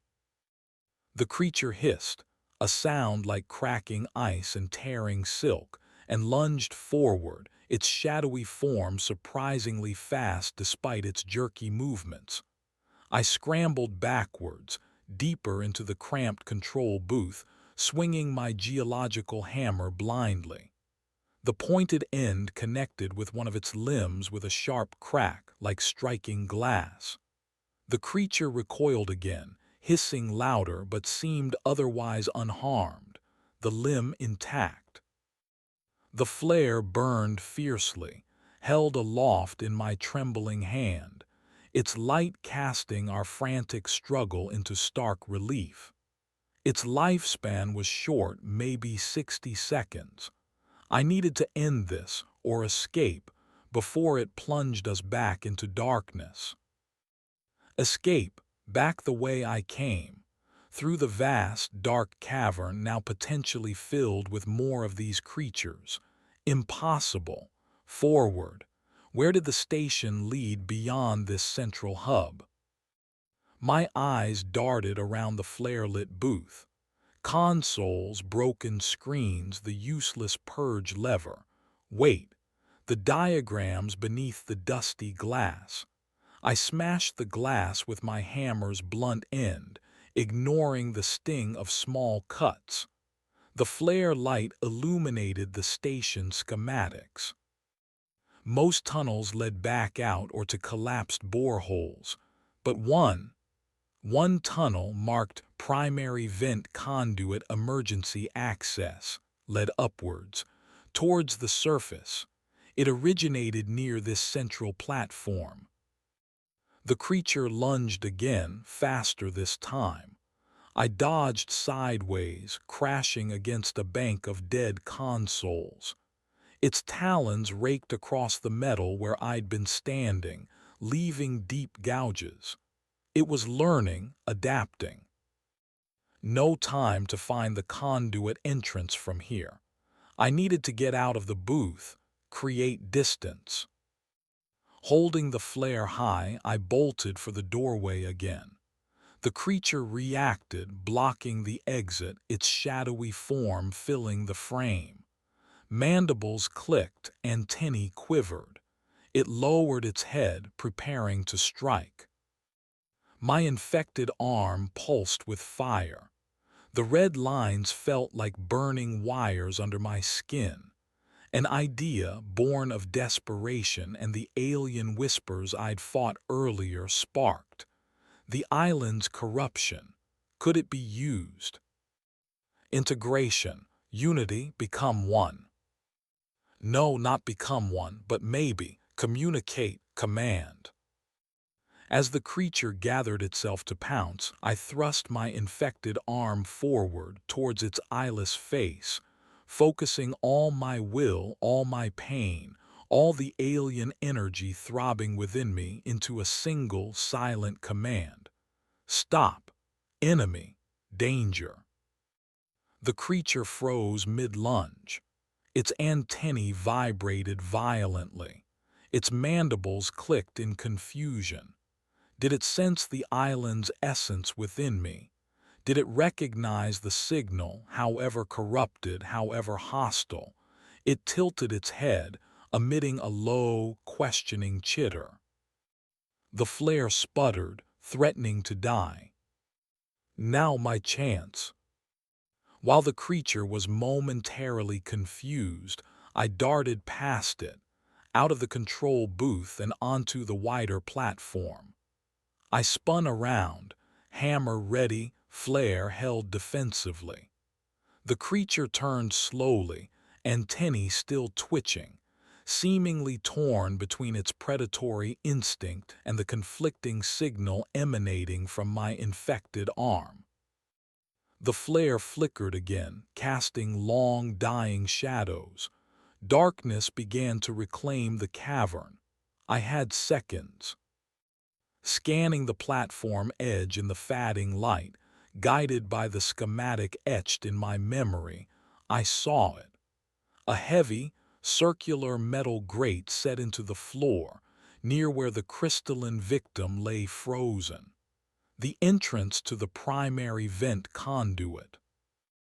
I sprinted towards it. The creature, recovering from its confusion, let out a piercing shriek, a sound of pure malice and frustration, and charged after me, its multiple limbs clicking rapidly on the metal floor. Reaching the grate, I saw it was secured by heavy bolts. No time to unfasten them. I swung my hammer, aiming for the corroded hinges on one side. The first blow dented the metal. The second cracked it. The third, fueled by adrenaline and terror, shattered the hinge. The flare died. Darkness slammed back down, absolute and complete. Behind me, the creature shrieked again, closer now. I could hear its sharp claws scraping on the floor, feel the displacement of air as it lunged. Ignoring the pain, I jammed the pointed end of my hammer under the edge of the heavy grate near the broken hinge, and heaved upwards with all my remaining strength. It lifted slightly, groaning in protest. I heaved again, tearing the remaining hinge, flipping the heavy grate open with a clang that echoed in the sudden blackness. A rush of air, surprisingly warmer and carrying the faint scent of volcanic sulfur and damp earth, rose from the opening below. An updraft. I didn't hesitate. Without looking, without knowing what lay below, I threw myself into the opening, tumbling into the vent conduit just as I heard the creature's talons scrape against the metal edge where I had been standing. I fell only a few feet before landing hard on a steeply sloping surface, a slide, slick with condensation and algae. I tumbled downwards uncontrollably in the pitch blackness, the warmer air rushing past me, the sound of the shrieking creature receding above. The slide twisted, turned, sometimes leveling out slightly before plunging downwards again. It felt like being swallowed by the island's gullet. How far would I fall? Where did this conduit lead? Was it truly an escape route or just another trap? My injured arm throbbed relentlessly, the burning sensation spreading. Had using its corrupted energy accelerated the process, strengthened the island's hold? After what felt like minutes of terrifying, blind descent, the slope lessened. I slid to a stop in ankle-deep, lukewarm water that smelled faintly of sulfur. The air was warmer here, humid. The darkness remained absolute, but the oppressive cold of the purged station was gone. I lay there for a moment, gasping, bruised, disoriented. Where was I? Still deep underground, surely. But the upward rush of warmer air suggested a connection to the surface, perhaps via volcanic vents. Slowly, painfully, I got to my feet. My hammer was still clutched in my hand, its weight familiar, reassuring. My flare gun was gone, likely lost during the fall. I was weaponless, save for the hammer, and blind. But I was alive, away from the clicking horror, away from the dead station. The water flowed sluggishly in one direction. Following the flow seemed the logical choice. Wading through the lukewarm, sulphurous stream, I began to move through the darkness, one hand trailing against the slick, curving wall of the conduit. Time lost all meaning. I walked, stumbled, waded. The conduit branched occasionally, but I followed the main flow of water, guided by instinct and the faint warmth of the air. The burning in my arm intensified, becoming a constant, agonizing fire. I felt feverish, light-headed. Hallucinations flickered at the edges of my perception again, not the Haven Weaver's lures, but fractured images born of pain, fever, and the spreading corruption. Shifting shadows, whispered fragments of the logbook, the gleam of multifaceted eyes. Just as I felt consciousness starting to slip, felt the urge to simply lie down in the warm water and let the darkness take me, I saw it. Ahead, impossibly distant at first, then growing steadily brighter, a pinprick of light, gray light. Hope, raw and desperate, surged through me, giving me strength. I pushed forward, stumbling faster now, splashing through the water towards the light. It grew larger, resolving into a circular opening at the end of the conduit. The light wasn't sunlight. It was the familiar, shadowless gray illumination of the island's surface, the fog. I reached the end of the conduit and crawled out onto damp earth and moss, collapsing just outside the opening, gasping the cool, fog-laden air. The opening emerged low on a hillside, partially hidden by ferns and drooping, gray leaves. I was back on the surface. I lay there, weak, trembling, looking up at the swirling gray sky. The silence was different here, not the absolute void of the purged station, nor the absorbing quiet of the deep woods, but the familiar, muted hush of the fog-bound surface. My arm pulsed with fire. I looked down. The red lines had spread past my shoulder, converging near my collarbone. The skin was stretched tight, pulsating faintly. The corruption was advanced, perhaps irreversible. Had I escaped the station, only to succumb up here? Then through the fog carried on the damp air I heard a sound. Faint, distant, but unmistakable. The rhythmic thrumming of a marine engine. A boat, a real boat. Scrambling to my feet, ignoring the agony in my arm, I lurched towards the sound, pushing through the ferns, stumbling down the gentle slope. The fog swirled, offering teasing glimpses, water, gray and choppy, not the unnatural fog waves of the other shore. And then a shape materializing through the mist. A small fishing vessel, old but sturdy, idling just offshore. A figure stood at the railing, peering towards the island through binoculars. "Hello," I screamed, my voice raw, cracking. "Help over here." The figure lowered the binoculars, startled. They raised a hand, gesturing. The boat's engine revved slightly as it began to edge closer to the shore. Rescue, impossibly, unbelievably rescue. Tears streamed down my face, mixing with grime and sweat. I stumbled towards the water's edge, waving frantically. The boat drew nearer. I could see the figure more clearly now, an old man with a weathered face and watchful eyes. Was he real? Or was this the Haven Weaver's final, most cruel illusion, offering escape at the very last moment, only to snatch it away? I didn't care. Real or not, it was hope. It was a way off this accursed island. As I splashed into the shallows, reaching for the boat, the burning in my arm flared with agonizing intensity. The skin split near my shoulder, and something gray and chitinous, like the tip of an insect leg, pushed its way out before retracting slightly.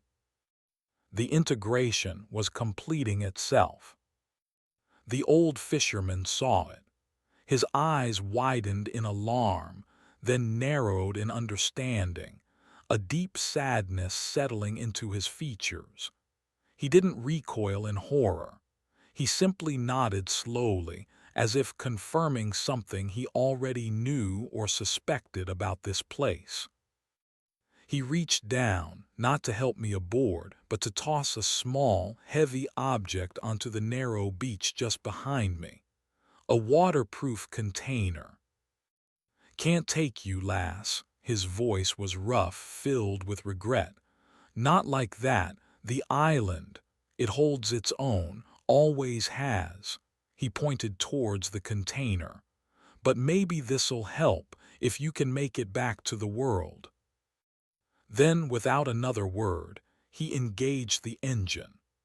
The boat pulled away, turning its back on the island, on me, and disappeared back into the concealing gray fog, leaving only the fatting thrum of its engine and the heavy container lying on the shore. I stood there, knee-deep in the cold water, watching the fog swallow my last hope of conventional rescue, abandoned again, but this time with a choice.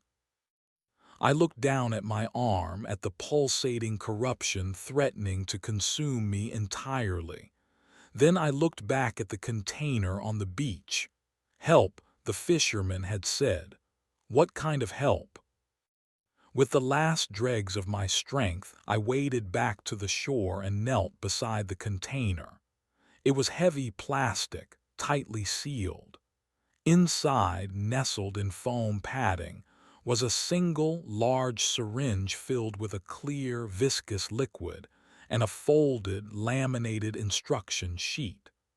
The title read, Chimera Emergency Counteragent Protocol Experimental, Field Use Only.